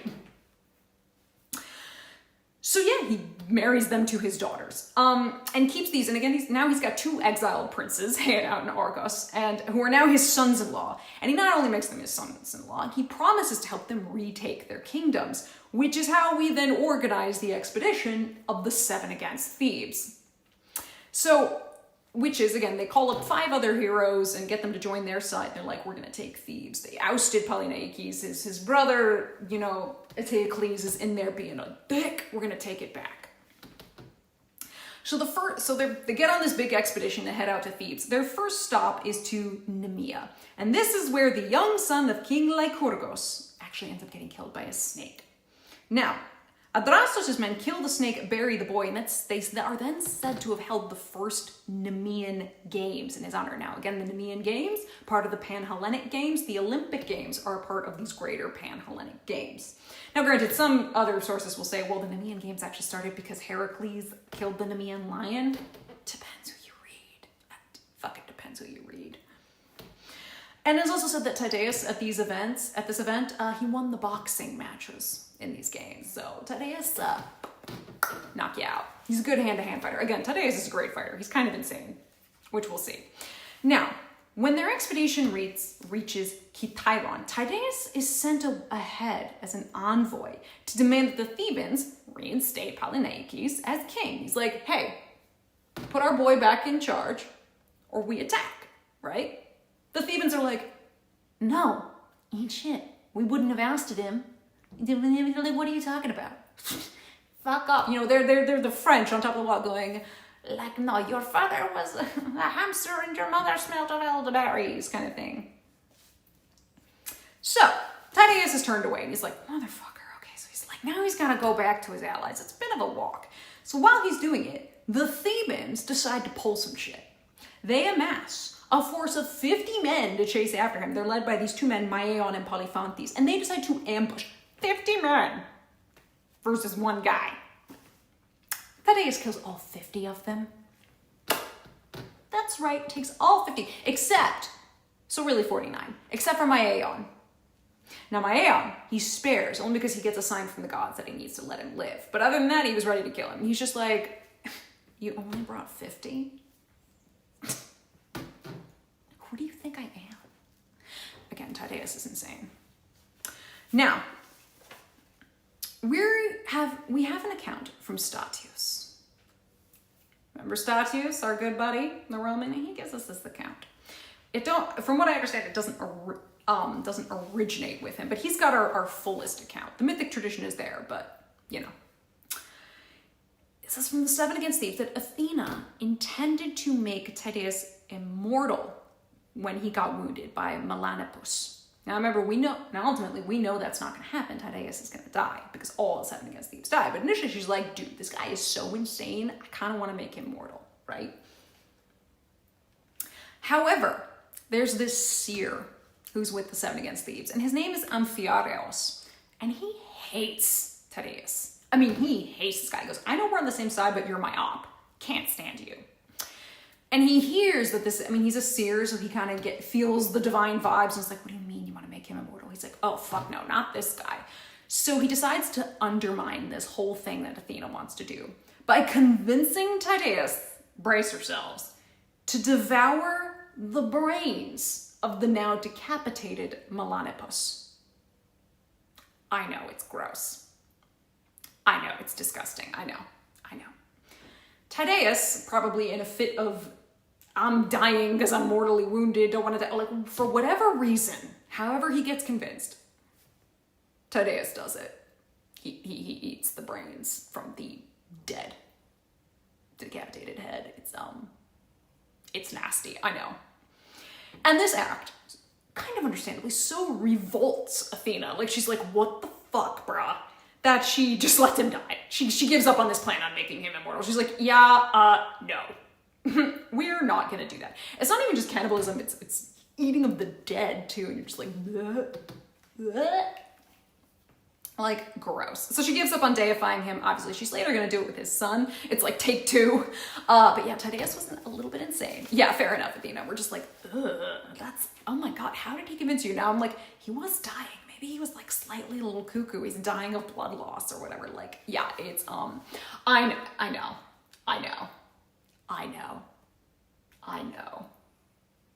Yeah, I know. It's gross. It's so gross. It's like, what? Why? Why are we doing this? Why did we do this? It's just so gross. I know. Again, this does seem to be in the mythic tradition prior to Statius. Statius, remember, who is a Roman writer famous for the Iliad, but he's got our kind of best full account of it, but it does seem to have been in the mythic tradition before then. obviously.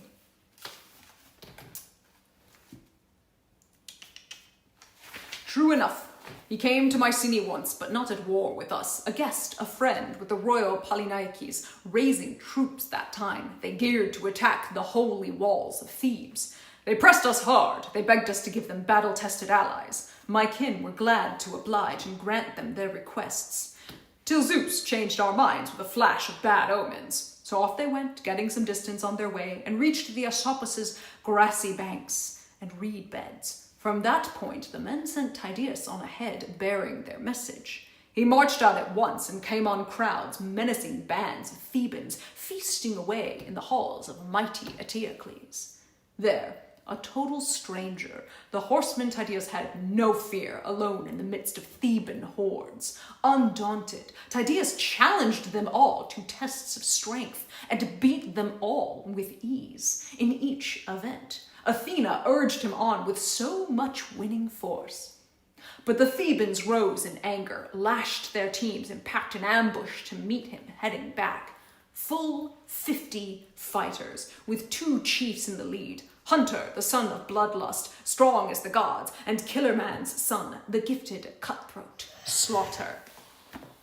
Okay, so we're doing here what is known as glossing. Those who remember Odyssey remember very famously when we were hanging out with the Phaeacians, Fagles did what was called glossing. Essentially, he takes the Greek names and directly translates them because they've been given significant names. Like in the case of the Odyssey, the Phaeacians all have these sort of like nautical type names. And here, we're talking about fierce fighters, so all of their names are related to blood and warfare and killing and all of that. So significant naming, he just translates them. Because if you just give the Greek names, you're gonna miss that little quirk of their naming, right?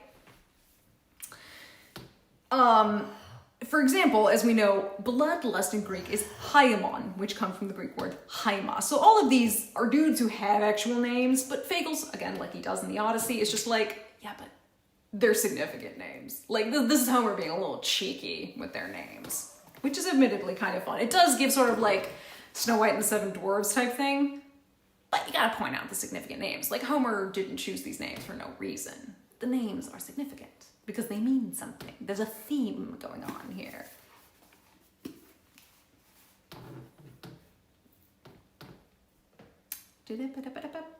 But Tydeus treated them all to a shameful fate, finished them all, but let one run for home. Heeding the gods' signs, he let the hunter off. Now there was a man, that Tydeus, the Aetolian, but he bore a son, who's not half of him in battle, better only in wrangling wars of words. Like, you just kind of want to facepalm when you hear Agamemnon say that to Diomedes. He's saying this to Diomedes. When I tell you, he's tactless. And part of this is he's also flexing. Because remember, Diomedes is a bit younger than him. So it's kind of like, bruh, you were kind of a dick to Odysseus. Because, you know, what is he, some rural country bumpkin king that you apparently underestimate. And then here's Diomedes, amazing on the field of battle, but younger than you. So it's kind of like, dude, you are being a bit of a dick. That was uncalled for. It's so uncalled for. Taunting so, and steadfast Diomedes offered no reply, overawed by the king's majestic scorn. But Capaneus' headstrong son lashed back in style. Don't lie, Atrides. You know the truth. Say it. We claim we are far, far greater than our fathers. We are the ones who stormed the 7 gates of Thebes, heading a weaker force and facing stronger walls, but obeying the gods' signs and backed by Zeus. Our fathers? Fools. Their own bravado killed them.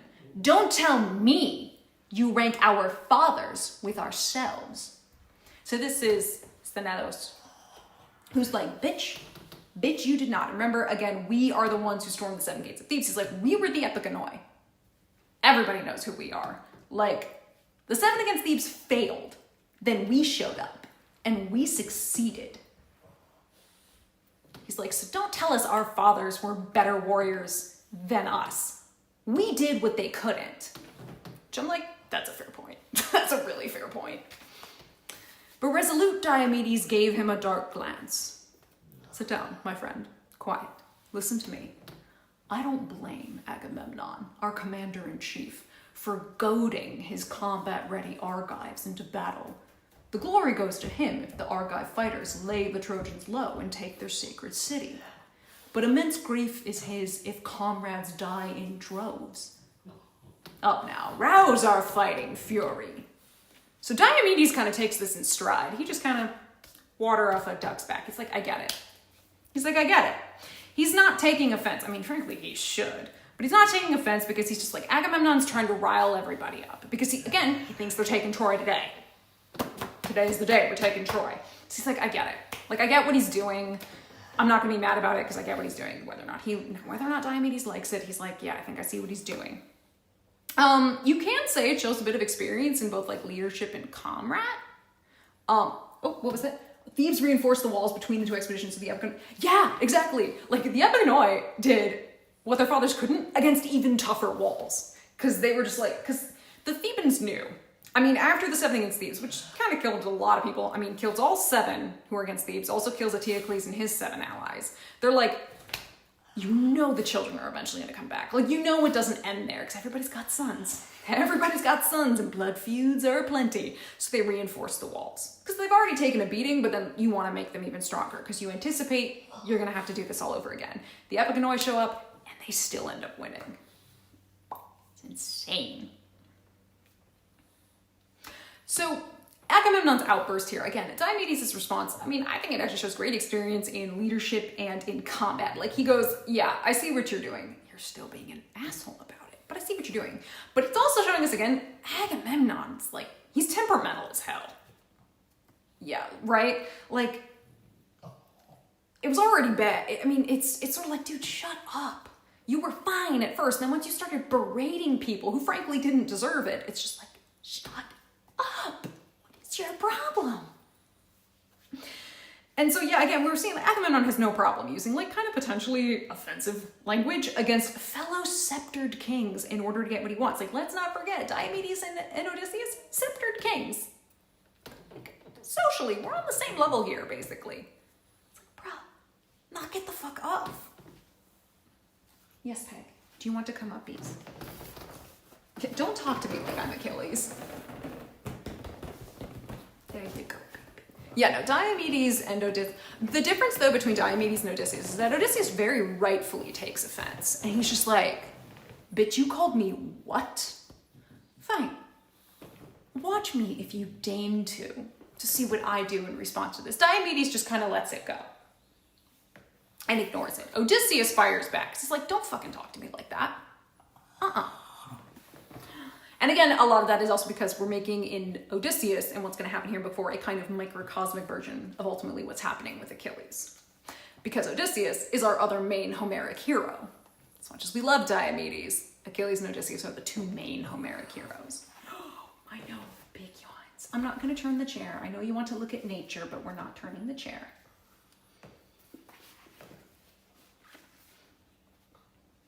With that challenge, he sprang from his chariot, fully armed, and hit the ground. A terrific din of bronze rang from the captain's chest, striding toward attack. Fear would have gripped the staunchest man and made his knees give way. Honestly, same. If I saw Diomedes coming at me in full armor, that's it. I'm just like, just kill me first before he gets here. I'm cooked.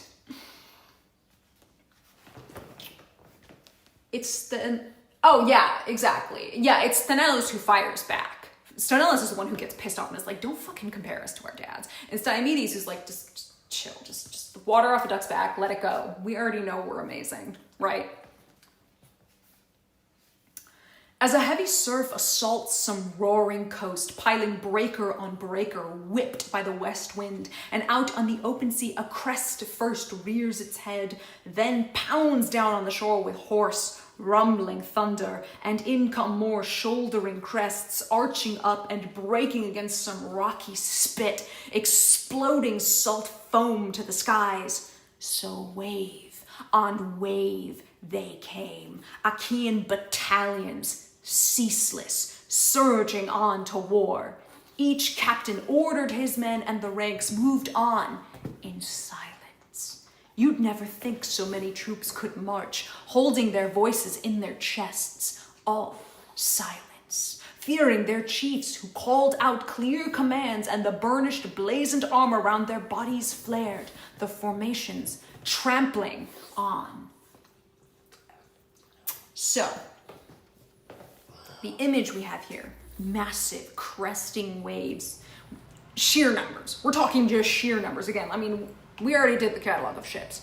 So many Greeks are coming. I mean, they really do outnumber the Trojans on a pretty staggering level. And these waves that crash against rocky cliffs, and yet the stalwart shore remains. Basically, that's the image we're having. Waves on waves of Greeks basically hurling themselves at the walls of Troy. But they break upon the walls of Troy and their defenders. The walls still stand. This is what it's been like for 9 years, mind you. Now, contrast then also this kind of roaring, like all these waves smashing against it, like it's very loud. You can hear it when you can imagine it. And yet, the big contrast is the army's silence. It's the deep breath before the storm that is the inevitable assault, and also discipline. They are so disciplined. They're listening to their commanders going, they told us to shut the fuck up, and we're shutting the fuck up. These guys have been living in war in a way the Trojans haven't, because they are attacking as opposed to defending. Contrast that now, again, as we will say, but not the Trojans, no. Like flocks of sheep in a wealthy rancher's steadings, thousands crowding to have their white milk drained, bleating non-stop when they hear their crying lambs. So the shouts rose up from the long Trojan lines, and not one cry, no common voice to bind them all together. Their tongues mixed and clashed, their men hailed from so many far-flung countries. Yeah, not the time to talk anymore. Only the sound or lack thereof of weapons and war. Right, like the Greeks, they're ready for it. Like this, they've been living this, they know what to do. Versus now we've gotten the Trojans.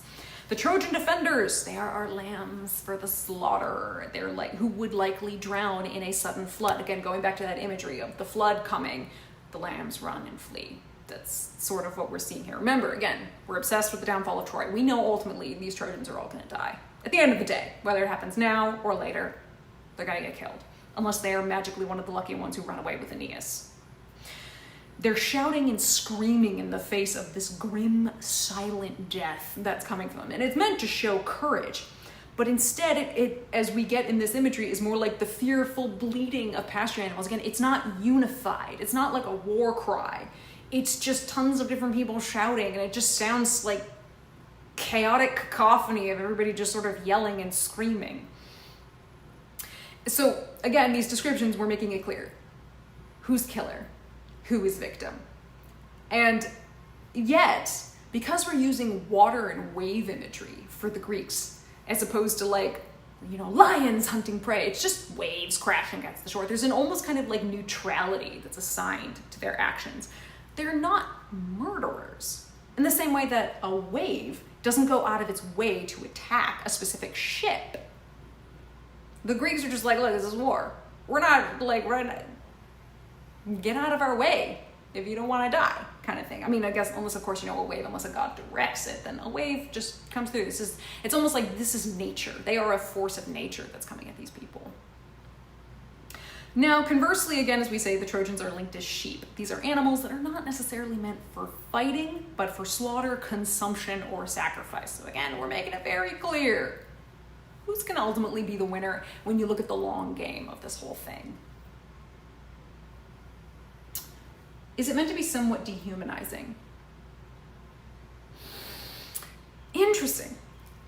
Because often we look at dehumanizing as a kind of negative connotation, obviously. It's not meant to necessarily be negative. It's more that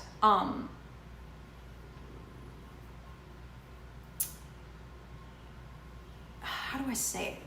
It's more that Homer is using the imagery to, one, make this big contrast of like the shit we're gonna see that happens in war that's very violent and like only people who've been at war would know, versus these kind of pastoral scenes. These could happen at any point at any day. So everybody can sort of go, oh, I understand what this is like. Because again, war is a unfortunate but brutal fact of life to this world. So I don't know if it's meant to be dehumanizing in the sense of like, I don't even see these as people. They are still people. And that's sort of the tragedy of it. It's that like psychosis of warfare where it's like, I feel I'm hyped up, but equally, like this sucks and this is terrible. And it's like, we're all here and we're just sort of doing what we're doing. But holy shit, a whole lot of people are gonna die. So that's a really good question, Clover, and I kind of don't know how to answer it because I don't think it's trying to dehumanize anybody in like that kind of negative sense. It's more just using the imagery to almost better connect with people who would never have experienced something like this. So it's like, what is this like? It's like when waves crash against the shore. And remember, ultimately, everybody knows the Trojans are going to lose at the end of the day. Remember, people who are listening to the story already know what happens. So it's like, who are then the Trojans like, who are going to be fighting so bravely and who are yelling and doing all this stuff? It's like, oh, they are, yeah, they're the victims. They're the sacrifice in all of this. Ultimately, who are the sacrifices in all this? The people who are fighting in front of the walls. There's your sacrifices against all this. And also we're saying the Greeks have been living and breathing this war in a way that the Trojans haven't. Because the Trojans are at home, they can go home at the end of the day. If they live, they go home. They go back inside the walls, they go home. The Greeks are stuck in the camp. Right? If that makes sense, I don't know. I hope that explanation made sense. Because it's a really good question. I wasn't really entirely sure how to answer. Like, yeah, eventually the cliff will buckle. Well, eventually, yes. But essentially, it's not that it buckles and breaks. It gets infiltrated. Like, they have to ultimately resort to the Trojan horse. So it's not really that the cliff buckles and breaks.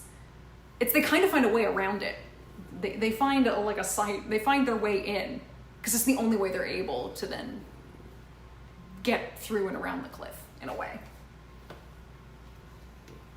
One wave may not break the cliff, but the sea is relentless. I mean, they are relentless. Ferrari points out the whole sentence kind of unravels grammatically in the Greek, and the real subject of the phrase is alalentos, the war cry of the Trojan army. Nice. That's interesting, because it's almost like it's a war cry, but they say it's like the Trojan army, rather like the Greeks, is this collection of tons of different countries and allies, and it's obviously being described as sort of just like, it's just loud, cacophonous noise, but it's not unified. The way you might, like, think of the movie 300, where they always have the Spartans going, oh, oh, oh, and it's like in unison, disciplined.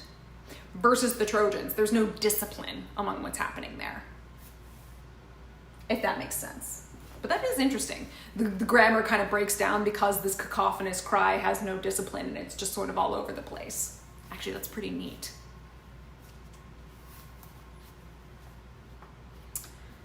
Ba-da-ba-da-da. Ares drove them. Fiery-eyed Athena drove the Argives, and terror and rout and relentless strife stormed too. Sister of man-slaughtering Ares, Ares' comrade in arms, strife. Only a slight thing when she first rears her head, but her head soon hits the sky as she strides across the earth. Now strife hurled down the leveler, hate amidst both sides, wading into the onslaught, flooding men with pain. Okay. We're doing some more name glossing here. So, terror, rout, and relentless strife.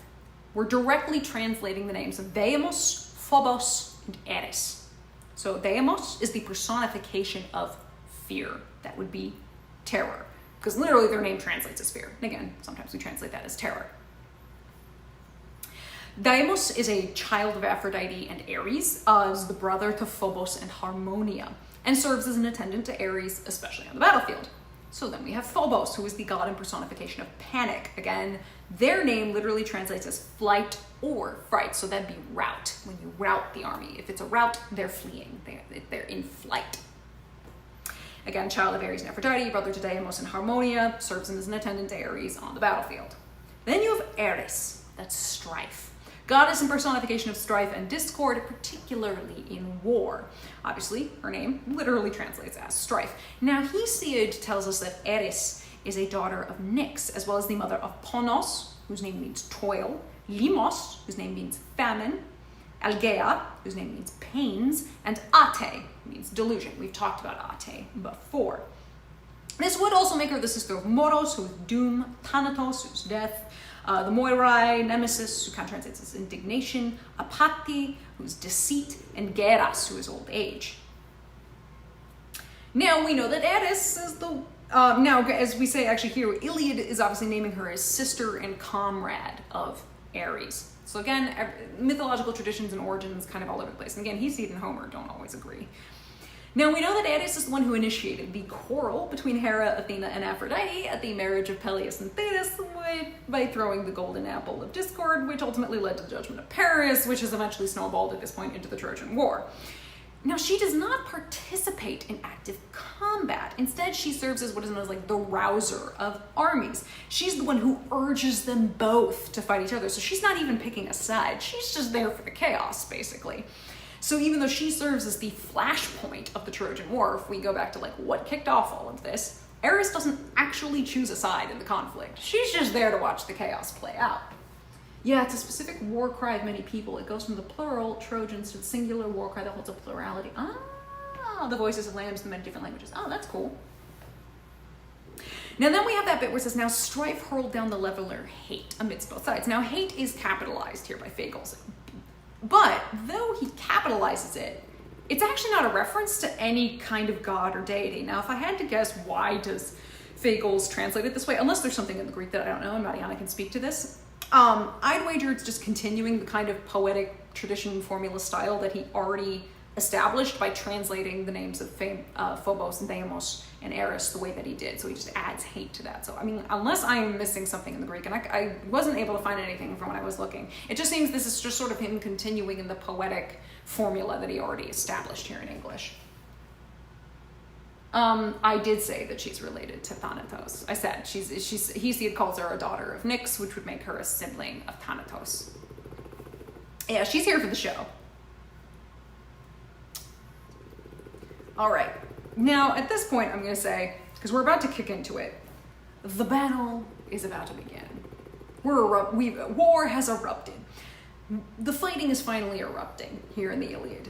It's going to be condensed into kind of self-contained narratives that are like these mini versions that we're going to get. These little mini narratives that happen with all the different fightings and battles that we're going to get here in book 4 kind of are representative of all the battle scenes you're going to see throughout Iliad. So we're getting a snapshot of kind of what is the description of battle going to look like throughout most of Iliad. We're going to have 13 warriors confront each other in a kind of chain reaction sequence. We're going to have 7 ultimately die. 3 of them are Greeks, including 2 leaders who actually got mentioned in the catalog of ships. Though don't worry, the major heroes are going to survive and triumph, which is pretty typical in these kinds of scenes. And we're going to have 4 Trojans die, which will include a leader who was mentioned in the kind of catalog of Trojan allies. So some of those people from book 2 who we name dropped, we're going to get at least 3 of them are going to die here, of the 7 total who are about to die here in book 4. We're also going to be given the chance to witness the kind of martial prowess of Odysseus prior to eventually the insane Odysseia of Diomedes, which is basically all of book 5 and a small, like very beginning scant portion of book 6. But almost all of book 5 is going to be devoted to Diomedes being an absolute boss. But here in book 4, we get a look at Odysseus and his martial prowess. Now remember, he's fuming over what Agamemnon said to him, so he's kind of got to throw back and be like, no, watch how good I am. Eat shit, Agamemnon. So, this entire sort of chain reaction sequence is going to introduce, that we're about to get in book 4. Again, remember I said Odysseus is about to function in a kind of microcosm of ultimately what we're going to see in the greater story of Achilles. We're getting a mini version, real short.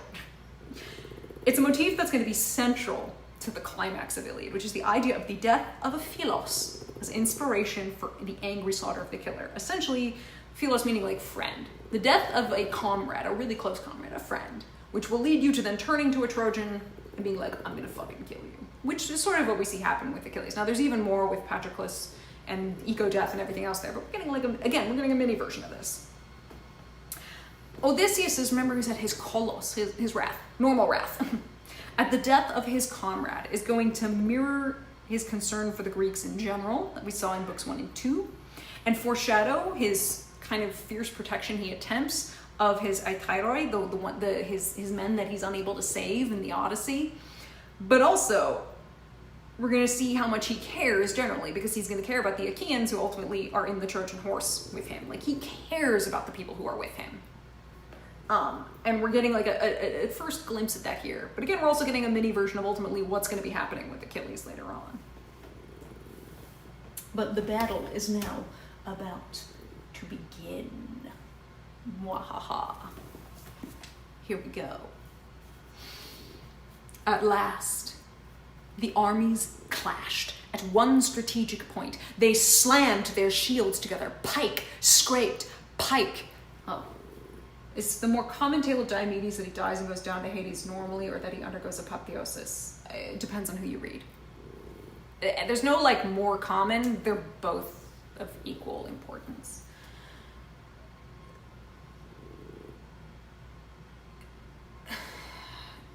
Nancy, we literally read that part though. We read that part. You can, when this is done, you can go back in the live stream. We talk about Agamemnon's reply. We had a whole discussion on it. So it's there.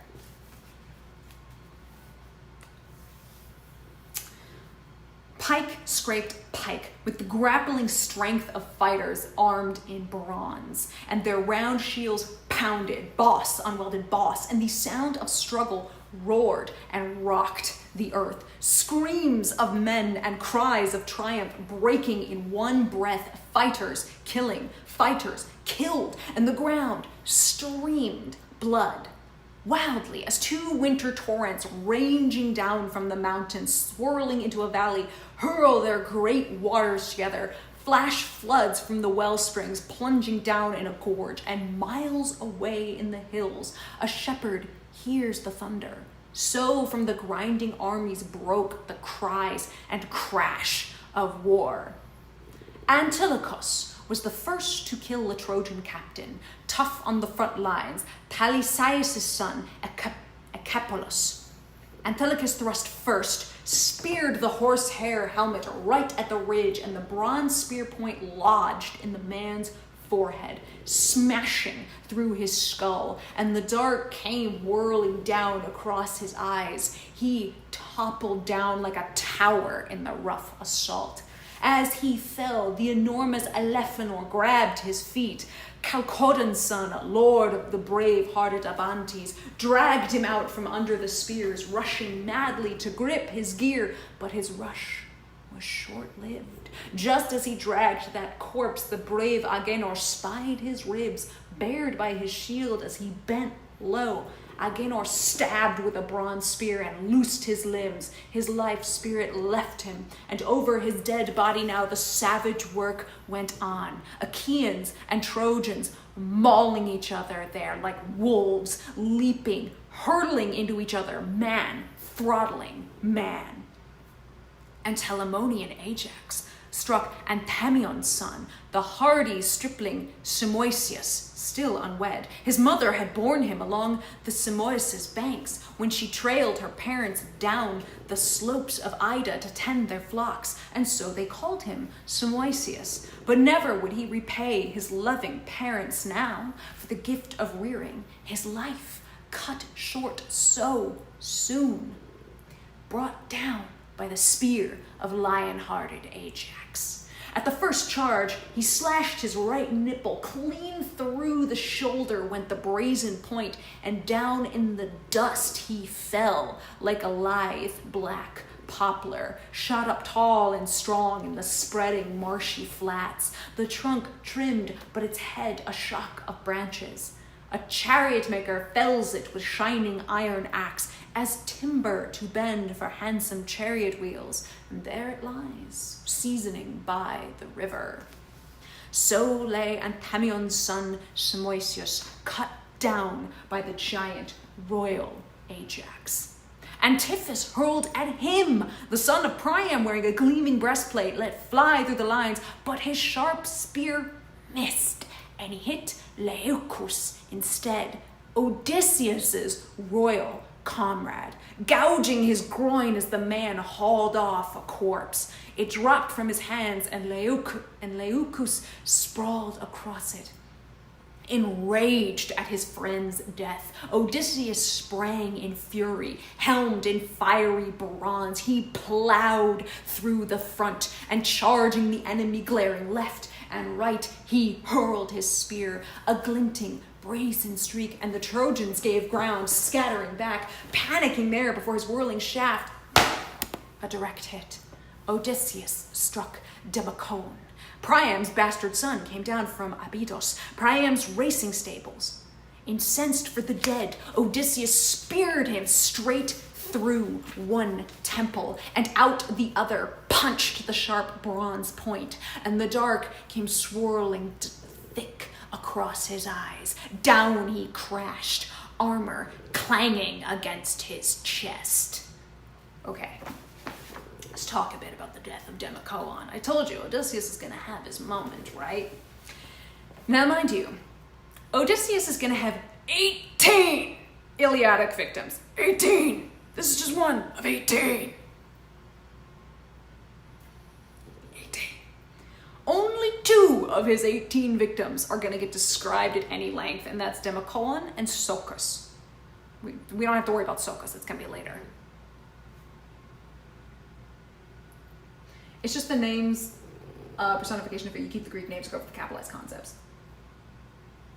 Has some adjectives with there. Is that yeah, the same with hate? Totally fine, Mariana. I know what you were talking about. Now, Demophoon's death here provides Odysseus an unambiguous, you could read it, total victory. Like, this isn't even a contest. He fucking killed that dude. Nailed the dude in the head. Literally. Hit the nail on the head. Literally. And by that same token, Demophoon's slaying gains importance precisely because it's unique in the Iliadic career, we'll say, of Odysseus. Demophoon, as we say here, is the 4th and kind of final warrior killed in this portion of Book 4. And his name appears nowhere else in the Homeric epics. And that's because, like these other characters we mentioned, Acapolis and Simoisius, who we mentioned earlier, and Laocoon, Demophoon might have been an invention by Homer. This might have been a dude he made up. And because his very name seems fictional or invented. Now, the reason we think Homer might have made this guy up is because later, subsequent sources only know exactly what Homer tells us here in the Iliad. Demophoon is the illegitimate son of Priam. He comes from Abydos, and he possesses swift horses. Literally, that's all we know. That's all Homer tells us, and nobody else expands on that. Ever. So we're like, did Homer make this guy up? But also, we talked about his name seems invented because we were in another case of significant naming. We love significant naming. And that's because I'm going to quote a scholar here named Betty, who says, the names in this section that's known as the Androctasiae seem kind of formulaic and mechanical, even fictional, however much traditional. Like the names, yeah, they sound Greek, but they sound like they might be made up names, right? But they're not consciously so. And again, there could be exceptions, and Demophoon may be one of those exceptions. And that's because his name is a combination of the Greek words demos and koon, right? It literally translates as paying attention to the community. So his name, this idea of paying attention to the community, paying attention to the people around you who are your community, it's an attribute that his slayer, Odysseus, aka the hero who basically acts pro bono publico all throughout the Iliad, like he kills the guy who perfectly defines him, right? And by the way, pro bono publico, if you've ever heard the phrase working pro bono, that's short for pro bono publico, which in Latin translates as like for the good of the public. Everything Odysseus does is basically for the good of the Greek cause. So he kills the guy whose name basically means that. Which is kind of like, yeah, fuck you, Agamemnon. Did you not get I'm doing this for everybody? So again, the slaying of Demophoon, with the meaning of his name specifically, kind of contribute to this idea that Homer is trying to vindicate Odysseus after Agamemnon's earlier insults. Remember, Agamemnon threw fucking words at him, and we were like, what the fuck? And so Homer kind of gives Odysseus this moment to vindicate himself and be like, fuck you. Fuck you. Now, I'm not going to go too deep into this because this is where I said, I had said earlier that like there was a bit of this where I went, I could get so really fucking nerdy, and I'll point everybody in the Discord if I have to. I'm taking a little bit of what I'm about to say here from a paper that was really interesting. But but I won't go too in the weeds here. But just enough, I'll say Democoon's name is semantically equivalent, so sounds really similar, to another infamous Trojan character who has, wasn't invented by Homer, a guy named Laocoon. Democoon, Laocoon. They're kind of semantically similar. They both end in the koan. And remember, Laocoon's name is a combination of Laos and koan. So Odysseus' slaying of Democoon, in combination with his now remember, then he remembered that Aulis omen, rather like a prophet, like a seer, suggests that Homer might have actually taken this story of the death of Laocoon and kind of reworked it to suit the requirements of the Iliad in a technique that we have called a screen memory, similarly to how Odysseus is described in Odyssey Book 8 as weeping, and like the way he's described, we go, oh, that's Andromache, even though we never say her name, right? He's kind of using a rough version of that technique again here. So again, the screen memory is where an essential phase in the sequence is being screened out by the memory of the narrative. So like people who were listening would go, wait a minute, koan, like, oh, and he did, oh, and like you'd eventually catch all the meanings kind of thing. Considered typical for the Achaeans, or is it considered low or high relativity? Because we did talk about Diomedes' dad killing a 50-man ambush. We know he kills 18 in the Iliad. How many he kills overall, I don't really think we know.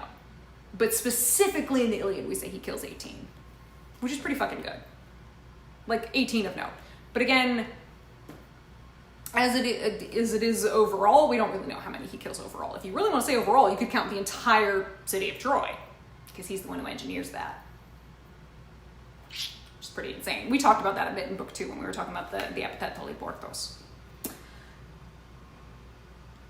So Homer's getting a little sneaky here with the Democoon and Laocoon link. Again, I could go way deep into how those things compare, but that's a side tangent we really don't have time for. And I will link a paper in the Discord that's got like really interesting talk on that, and it's super fascinating when you break it down. It does have some spoilers because it's mostly about Odysseus in books 2, 4, I think it's either 6 or 9. I think it's 9, book 9. So spoilers for a bit of book 9 in the paper, but it's got some really fascinating stuff. Now, Democoon's slaying here also is going to prove exceptional for Odysseus because the effect it's going to have on the Trojans. We're about to read that bit. Hector and his men are going to be so demoralized by Democoon's death, and the way that Odysseus kills him, they're actually going to temporarily back up and withdraw. Like, they're going to be freaked the fuck out. In this brief victory, Odysseus is going to come closer than he ever will again to confronting, Hector, Iliad's foremost defender of Troy. For clarification, since the Iliad is roughly year 9 going to year 10 of the war, and this can be saved after, but how long does the Iliad take place? A few months-ish? Because we remember they had to kind of wait for, a bunch of months, after Agamemnon pissed off Achilles, and then he had to wait because Zeus was off partying with the Ethiopians, and then he had to wait for him to come back. So it's a couple months, I think. Maybe probably roughly a little over a month. It's a really short window of time. 9 or 11, I can't remember Roman numbers. I think it's 9. I want to say it's 9 because I think it links to the, is it the Doloneia that's in book 9? I think that's why it's book 9. So, Democoon's death, mind you, as we know, as also immediately follows that of another Trojan, who again seems to be kind of a Homeric invention, which was that of Simoisius, who we mentioned, who's the son of the equally fictitious Anthemion, whose name actually means flowering. So the death of this Trojan youth, Simoisius is said to be pretty young, is microcosmically analogous to the looming death of Hector. Remember, all of this that's happening here with Odysseus is like a mini version of ultimately what needs to happen in the whole of the Iliad, right? Excuse me. It's like a microcosmic version of the looming death of Hector and the ultimate destiny of Troy, which is that they're going to be portrayed and prefigured elsewhere in the Iliad. Because Simoisius, while he's the third character killed in the Iliad, the description of his death actually helps establish a pattern of meaning that prevents us basically from simply becoming sort of numb or habituated and dulled to the many later descriptions. We're going to get a lot of descriptions of killing and dying, but the way Simoisius is described, it kind of you can't just sort of become glaze over it, right? And it's going to be really important in that regard. So again, remember, the Iliad is obsessed with the downfall of Troy. It's going to be lurking everywhere in everything that happens. Few things are ever just said to be said. Everything's got a meaning. Heck yeah.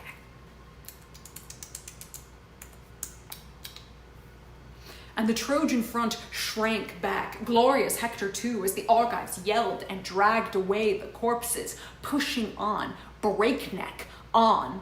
But Lord God Apollo, gazing down now from the heights of Pergamus, rose in outrage, crying down at the Trojans. Up and at them, you stallion-breaking Trojans! Never give up your lust for war against these Argives. What are their bodies made of? Rock or iron to block your tearing bronze? Stab them, slash their flesh. Achilles, the son of lovely sleek-haired Thetis, the man's not even fighting. No, he wallows in all his heart-sick fury by the ships. So he cried from far on the city's heights, the awesome god Apollo. Okay, let's talk a little bit about Apollo's little intervention there. Right, again, remember as I said, the Trojans are so freaked out by the way Odysseus just killed Democoon that they're like, holy fuck, no, maybe we get out of here. Like, they're doing a little mini retreat. They're like, I'm getting the fuck out of here, man. It actually, again, it ends up attracting the attention of Apollo, who's one of their big and kind of main divine supporters is Apollo. He is firmly pro-Troy. And he shouts at them to basically remember, hey, did you not notice Achilles isn't here? Hello, take your chance. And so we also, and this is kind of interesting because we know later we're going to see Diomedes and Patroclus and Achilles are all going to confront Apollo on the battlefield.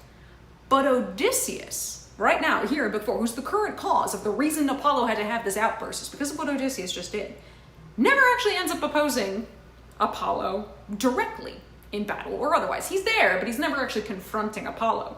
Now, this is probably because there's a lot of scholarship on how Odysseus is what is known as an Apolline hero.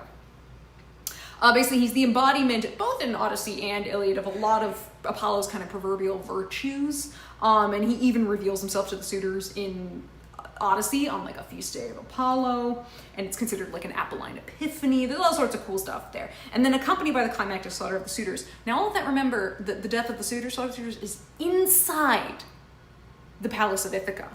And the same, which is kind of, as I said, it's like he does a Trojan horse 2.0, because remember, the Trojan horse stratagem, that trick plays out inside the walls of Troy.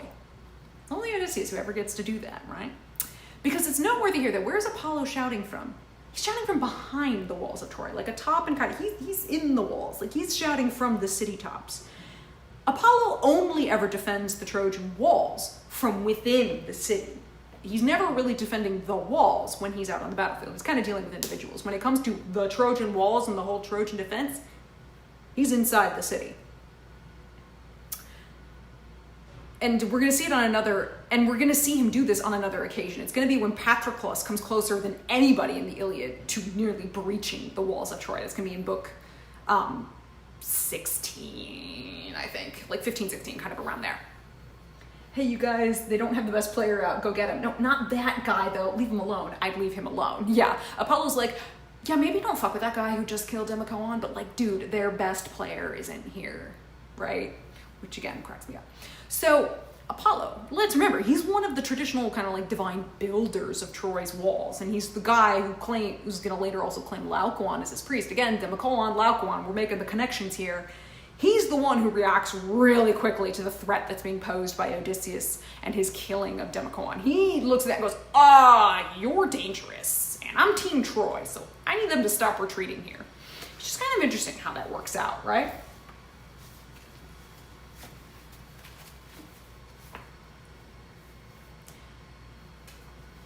But Zeus's daughter Athena spurred the Argives on. Athena, first in glory, third born of the gods, whenever she saw some slacker hanging back as she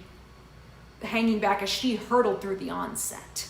She's just like, oh bitch, no, you get your ass in front. Now that little bit, third born of the gods, this is a very literal rendering and translation of Athena's epithet, which is Tritogeneia. But the meaning of Tritogeneia is kind of disputed. Yet again, we have something that's disputed. Welcome to Greek myth and classics. Now, some think it's related to Lake Tritonis in Libya, which in one version it said that's where Zeus sent Athena to be reared. But others say, oh, it's related to the river Triton in Boeotia. And then another explanation comes is with the Athenian Tritopateres, which translates to like genuine ancestors, which would give her the meaning of genuine daughter of Zeus. It's an epithet that people argue about because nobody's entirely sure what it's linking to and how it translates. So Fagel's like, I'm just going to directly translate it. Not going to get in that fight. I'm just going to directly translate it. He's like, not my circus, not my monkeys. Here's what it translates as. Literally. Which I'm like, that might be your strongest. I think that's the strongest option if you're going to be like, it's open to do. Everyone goes for that, yeah. I think it's just the easiest way to go. If you're not sure and there's all these options, unless you really want to take a fucking stand, it's like, I'm just going to translate it. I'm just going to translate it. Because then you have to explain it, especially if you're publishing this for like mass consumption, because then you have to explain it, right? Now, Amerinceus' son, Diores, fate shackled Diores fast, and a jagged rock struck him against his right shin beside the ankle. Pyrrhus, son of Imbrasus, winged it hard and true, the Thracian chief who had sailed across from Ainos, the ruthless rock, striking the bones and tendons, crushed them to a pulp. He landed flat on his back, slamming the dust, both arms flung out to his comrades, gasping out his life. Pyrrhus, who heaved the rock, came rushing in and speared him up the navel, his bowels uncoiled, spilling loose on the ground, and the dark came swirling across his eyes.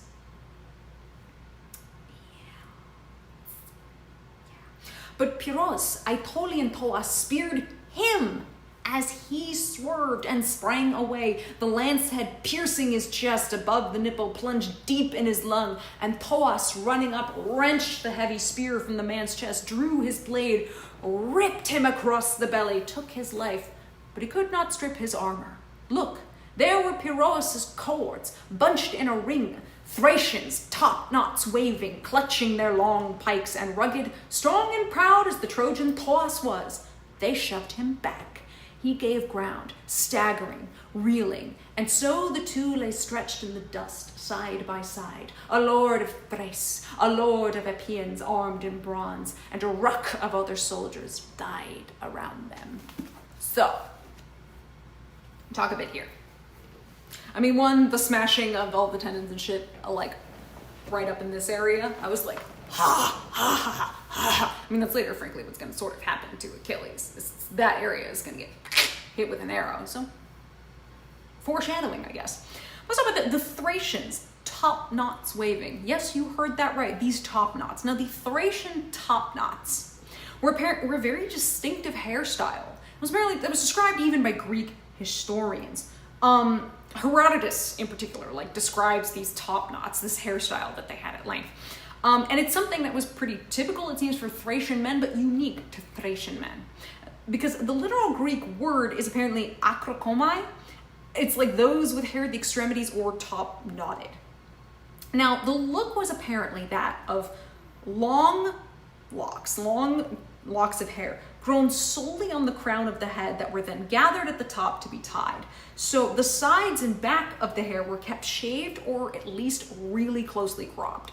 So essentially an extreme undercut with very long top, which they would then again tie on the top. Now, this notation, the idea that these top knotted Thracians, again, it was very unique to the Thracians. It's an early ethnographic marker, in Greek literature. Basically, we're highlighting cultural differences. Now, this early marker being done here in Homer, there's no disdain towards it. It's not being like, look at those freaks in their top knots. It's like, I'm noting these are Thracians with their top knots. Just an ethnographic marker. It's pretty neutral. But the way it's noted here in the Iliad is a contrast. Later classical sources are they're going to use the top knot and that ethnographic marker and everything because they're going to be reducing the Thracians to stereotypes of savage barbarians. The later classical books are going to be look at these fucking barbarians and their top knots and all that shit. Homer's just they got their top knots. He's not saying it as anything negative. It's just hey, they're Thracians. They got their top knots. Later classical sources are going to be those fucking barbarians and their top knots. It's bruh, really? But then, shall I read who were the Thracians, basically? They were a people we know who emerged in the early Bronze Age, and they really flourished in the 2nd and 3rd millenniums BCE. Now, Greek myth claimed that they were descended from Thrax, who's a son of Ares. So Ares is obviously that's going to be the patron kind of Thrace. Now, especially by later, they're seen by the Greeks, and especially later Greeks, as very warlike, ferocious, bloodthirsty, and again, as you get later on, kind of even barbarian. Now, they are said to have also had a history of tattooing their bodies, and also seem to have practiced some kind of human sacrifice, which is not just something that like the Greek historians made up. We do have kind of archaeological evidence to support this, and we're just like, damn. Y'all crazy, man. Y'all absolutely crazy. That's what notes are for. Show off the many wise living. Yeah, exactly. That's exactly what the notes are for. Most of those notes I took up for because I know you're talking about the Tritogenea. I think actually those notes I took are ripped straight from Fagles. So he gives you all the options as well. And now, no man who waded into that work could scorn it any longer. Anyone still not speared or stabbed by tearing bronze, who whirled into the heart of all that slaughter, not even if great Athena led him by the hand, flicking away the weapons, hailing down against him. That day, ranks of Trojans, ranks of Achaean fighters, sprawled there, side by side, face down in the dust. The war has kicked off again. We've kicked off again. People are already dying. And it's just, you're getting an image of just bodies. You die, and you just bodies. I know, it's so good. It's so good. And also, I want to make a note of something that was, they talked about like, oh, but he could not get his armor. Now, we talked about this in our introductory session that we had, that they like to loot armor.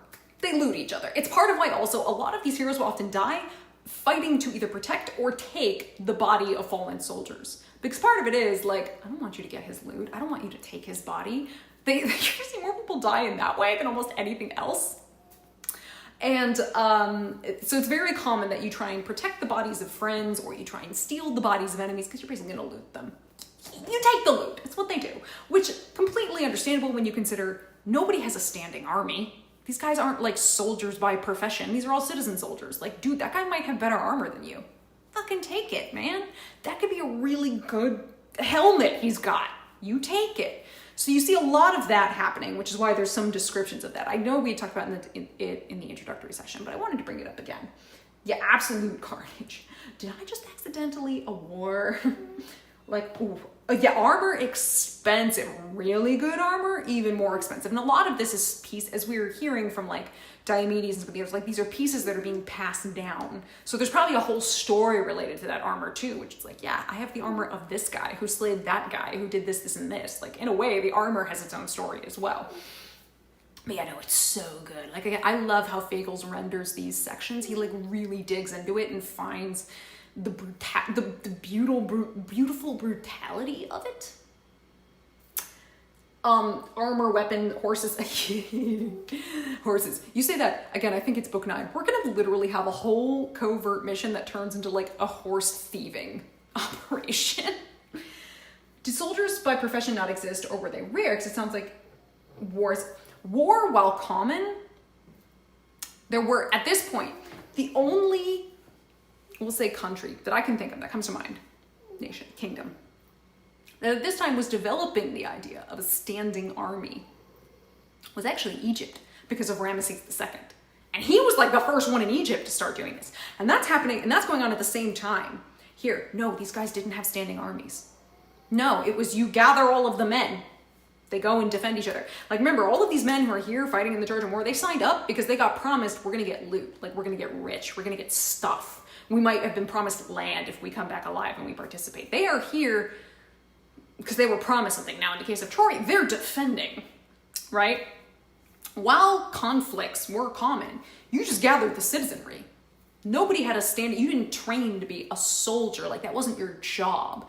You were all just expected to be able to fight in some way, shape, or form, even if it's like, you know, you don't get all the training that like a hero does, but like, you better know how to defend yourself, because violence is unfortunately just part of this world.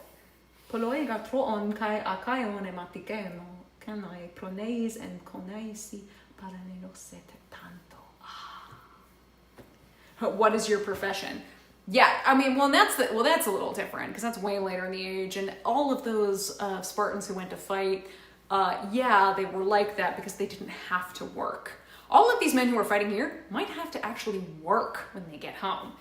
The men in Sparta at that point didn't. Those men did not. Literally, they had no jobs. I mean, because even Odysseus, we know, he participates in pastoral care and everything else. But he's, like, again, that's where you start getting into talk of the different types of kingship between, like, the mainland and what we are presented with the island kingdom of Ithaca, which that's a whole tangent. But are there any other questions related specifically to book 4? Because I know there was a lot of combat and stuff going on. Well, no, that's not true. Athenians had fighters. They had the navy. Like, they had, that's not entirely true. Look, 300 exaggerates. Okay. And even the Spartans, like, were they that good? I'm not even getting into the weeds of that. You can let the classicists and the historians argue that one out.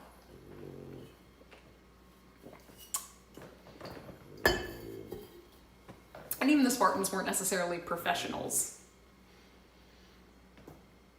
A lot of that is part of the sort of romanticization of the classical Spartan culture.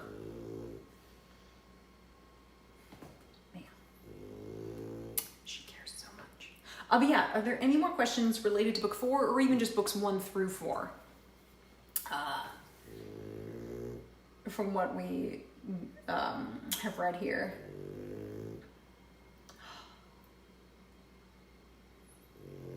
Because I'm going to tell you, book 5 is going to be the Diomedes show. Book 5 is literally called Diomedes Fights the Gods. It's going to be the Diomedes show. It's going to be just Diomedes having his moment of Odysseus and going insane on the battlefield. It's going to be so fun. But I thought that was pretty fun. Like, look, again, like I said, when Homer kicks off, he kicks it off, right? The descriptions of how people die is pretty... You get exactly what's happening. Odysseus! I know, that's going to be book 5. It's just Diomedes Odysseus. It's literally a whole book of Diomedes Odysseus. That's all book 5 is. Like, Odysseus is almost getting a mini, almost version here.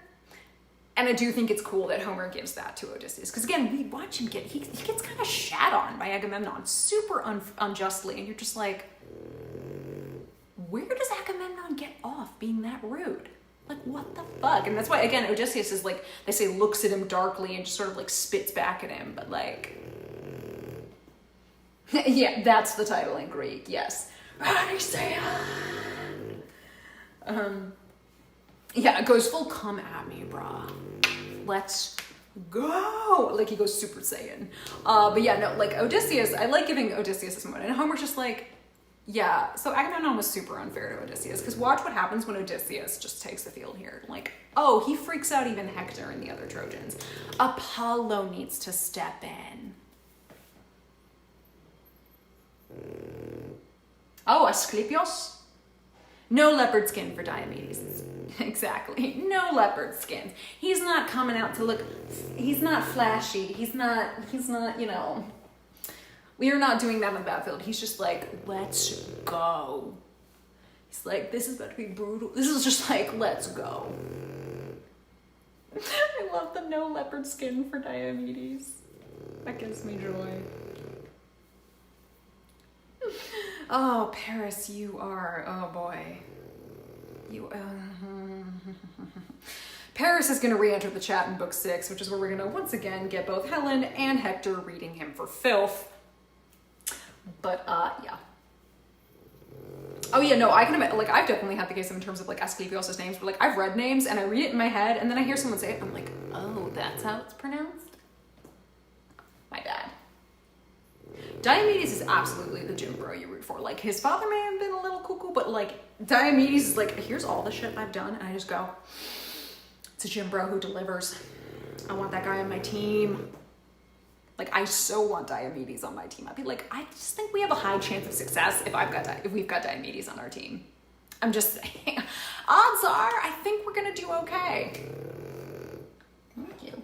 Though ironically, again, the guy in the Iliad who's gonna get closest to breaching the walls of Troy is actually Patroclus. Patroclus is gonna get the closest to like potentially breaching the walls of Troy in any way. But we do know that ultimately you want Odysseus on your team. And that basically, you want the two who are favored by Athena. I want Odysseus and Diomedes on my team. I want the representation of force and the representation of Metis. These are the people I want on my team. He's always picked first in dodgeball. No, Diomedes is never given an epithet with regard to wounding Ares, if I recall. I mean, he's not the only one in myth who ever does that. You do have famously Otis and Ephialtes, I believe. They wound him, well, they always trap him in a jar. Which is still funny as shit, by the way. Like, I'm never over Otis and Ephialtes being like, shut up, putting him in an amphora, and then the gods later are like, do we have to let him out? He's really annoying. But no, he doesn't ever get a, as far as I know, I don't think he gets an epithet for that. Diomedes has he's done so many things. It's like, yeah, that's super cool. But like, here are the other 100 things that he's done. A jar, yeah, an amphora, so like a big vase jar thing. Yeah, that you would usually store like maybe like olive oil or wine or something. And like, yeah, no. It's a whole myth. So Otis and Ephialtes are these giant sons of Poseidon. And they try to like build a mountain that's the same size as like Olympus and sort of try to fight the Olympians. And at one point they get Ares and they stick him in the jar and it's just like, it's really funny. Look, again, Ares is like, the old phrase is redheaded stepchild. He's like the redheaded stepchild. Like, nobody likes him other than Aphrodite. And does she like him or does she like his dick? Like, let's be real. I don't know how much she actually likes him or just likes banging him. Ares annoys everybody. Were Otis and Ephialtes mortal? I'm really familiar with the Riordan versions. I don't really trust it anymore. Yes, they were mortal, if I recall. They're giants, but if I recall correctly, they are mortal. Yeah, emotional wounds. It's emotional damage. Because remember, the gods don't ever, like, emotionally or psychologically mature or develop. I read something on book 5, and I almost just spit take. We're gonna have it. Mariana, you know you need to send me that privately. Message me, whatever it is you just read in book 5, because now I'm curious. I want you to, unless you want to hold it secret, but like I want it. Of the Olympians, so the kids of Zeus and his siblings, which was the youngest? Of the Olympians, Dionysus. Dionysus is always pretty much canonically the youngest, because Hestia kind of gives up her seat to Dionysus in most traditions. So Dionysus is the youngest.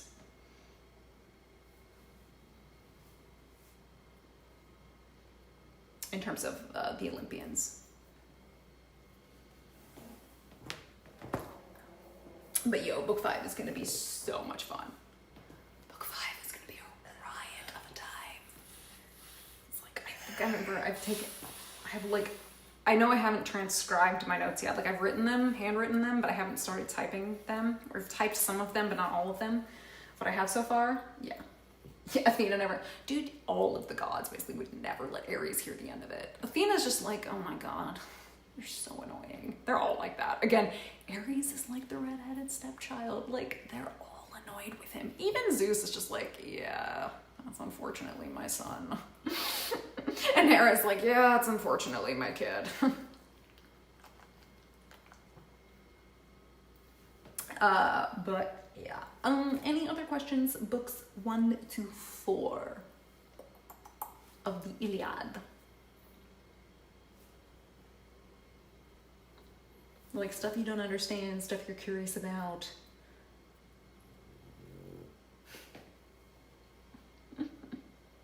Well, I mean, the amphora, the jar, the amphora is, like, it was a pretty common kind of jar that was used for storage. Anytime Ares asks her, it's like, yeah, remember that time one of my favorites, Diomedes, kicked your ass to hell and back? I mean, he didn't really do that, he wounded him. And then Ares ran off. Because Ares never really gets, like, his ass handed to him. He never stays long enough to let that happen. He gets, like, one wound and then just goes screaming off. And it's just like, bruh. really? I think to him it's almost like so shocking he got hurt. He's like, what? Like, again, Ares, important, like, don't piss him off, but he is almost comical at times. Which kind of suits how you would maybe argue the Greeks viewed war, especially the kind of war that, like, the aspects of war that Ares represents. They're like, it is both, like, distasteful. Like, yeah, it's there and it's powerful and, like, you can't deny feeling bloodlust, but, like, at the same time, you're sort of disgusted by it. Which explains kind of the way Ares acts and also why Rome completely, like, took the idea of Ares and then went, Mars is going to be totally different. We're going to basically make him Athena. Who ate the brain? Is there record of him being punished for that in the underworld? You mean Tydeus? The father of Diomedes? No, he does not suffer a punishment in Tartarus. He doesn't get deified, but he doesn't suffer a punishment in Tartarus. He's not put in Tartarus. He just dies. That's it. The name Lycaon reminds me of the Latin word for wolf. Yes, again, Nancy, we talked about this. We talked about this. That's so odd. It's really not that odd. It's not that odd. Because remember, those who are in Tartarus offended the gods. Like, he didn't feed the brain to the gods. He just did it himself. And Athena's like, that's gross. I'm not going to make you a god. I was gonna, but that's gross. Like, again, my book 3 questions. Yeah, he's just, I mean, again, he doesn't do anything that's, if you think of Sisyphus, offends the gods directly, does stuff to them. Tantalus offends the gods directly. Tydeus doesn't offend the gods directly. Again, it's not like he served the brain to the gods. I mean, it's gross what he did. And they're like, yeah, no deification, no apotheosis for you. He's just gonna go to the underworld. I mean, he was on the track to trying to be deified. But nope, ate a brain. I know, it's gross. Oh, Amphora can be huge. Couple of verses, not that great of insight for now. I'll be very excited to read. Very excited to read. Like eventually, yes, I was gonna say, Clover, I do eventually await your book 3 questions because we missed you for book 3. Talking of questions, we missed you. But yeah, no, Amphora can be huge and very big. You can find, like, I mean, seeing pictures doesn't really give you a sense of scale unless you can find something that kind of shows you a sense of scale, but it can be absolutely huge, massive, really.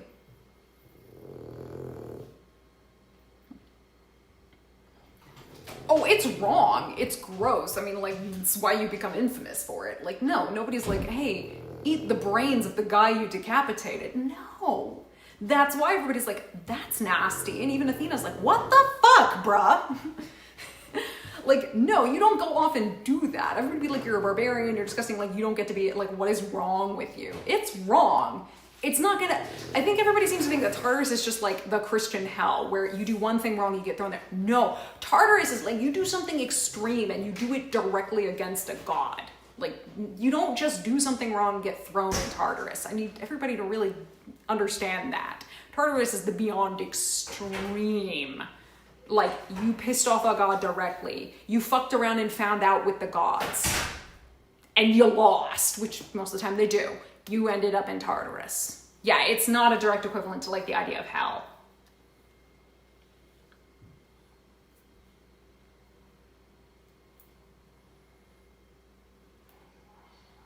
I don't know if it's, that's a good question. I don't know if it's all for special jars. I don't actually know if most of the amphora that I've seen in terms of, like, storage containers, I don't know if they were painted. That's a good question. I actually don't know the answer to that. No, brain eating is gross. It's not good. Again, did you fuck around and find out with a god? Brain eating is not fucking around and finding out with a god. It's gross. Everyone is going to despise you for it and be like, what the fuck is wrong with you? But a god's not going to be like, how dare you come at me in that way?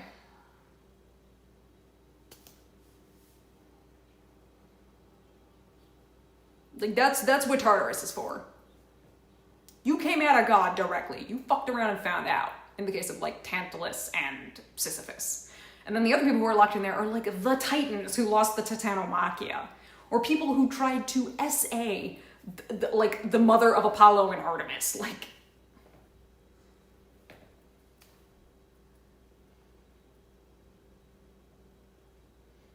yeah, brain eating is gross, guys. Human brain eating is gross.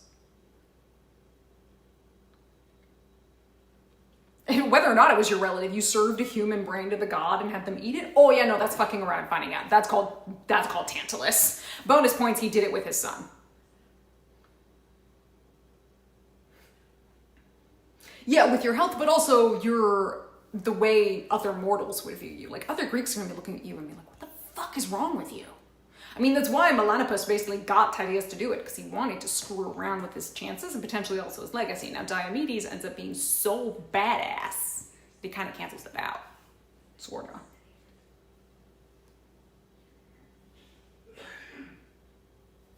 Yeah, that's true. They didn't even, Pirithous doesn't even end up in Tartarus. Now, and Pirithous is like just left there in this awkward stasis of never really dying and just kind of stuck there on that bench. Because that's the whole thing, is Pirithous was fully alive. He wasn't dead yet. It's not like his shade is there. It's like shade and body are just there awkwardly.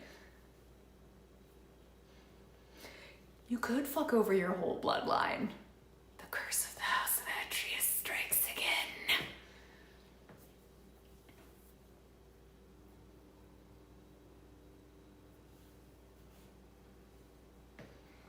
Yeah, it's a pretty messed up fate, because then you also just sort of have to watch all the souls coming in and out, because you're basically just like sitting there at the gate, stuck to this bench.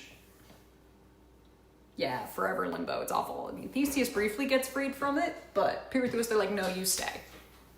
You stay. Diet Tartarus. I guess. But it doesn't have to deal with the Erinyes. Like, another thing about Tartarus is the Erinyes, or like the Furies, the Eumenides, they're kind of floating around in there too, like screaming and whipping and like being like added torture. So I don't think Pirithous had to deal with them. But yeah, he definitely is not having a good time.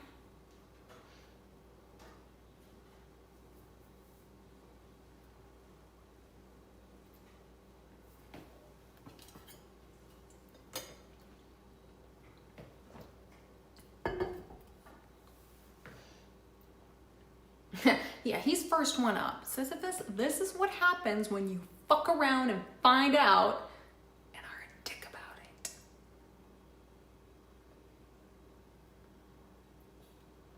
Sisyphus pisses off several gods, basically.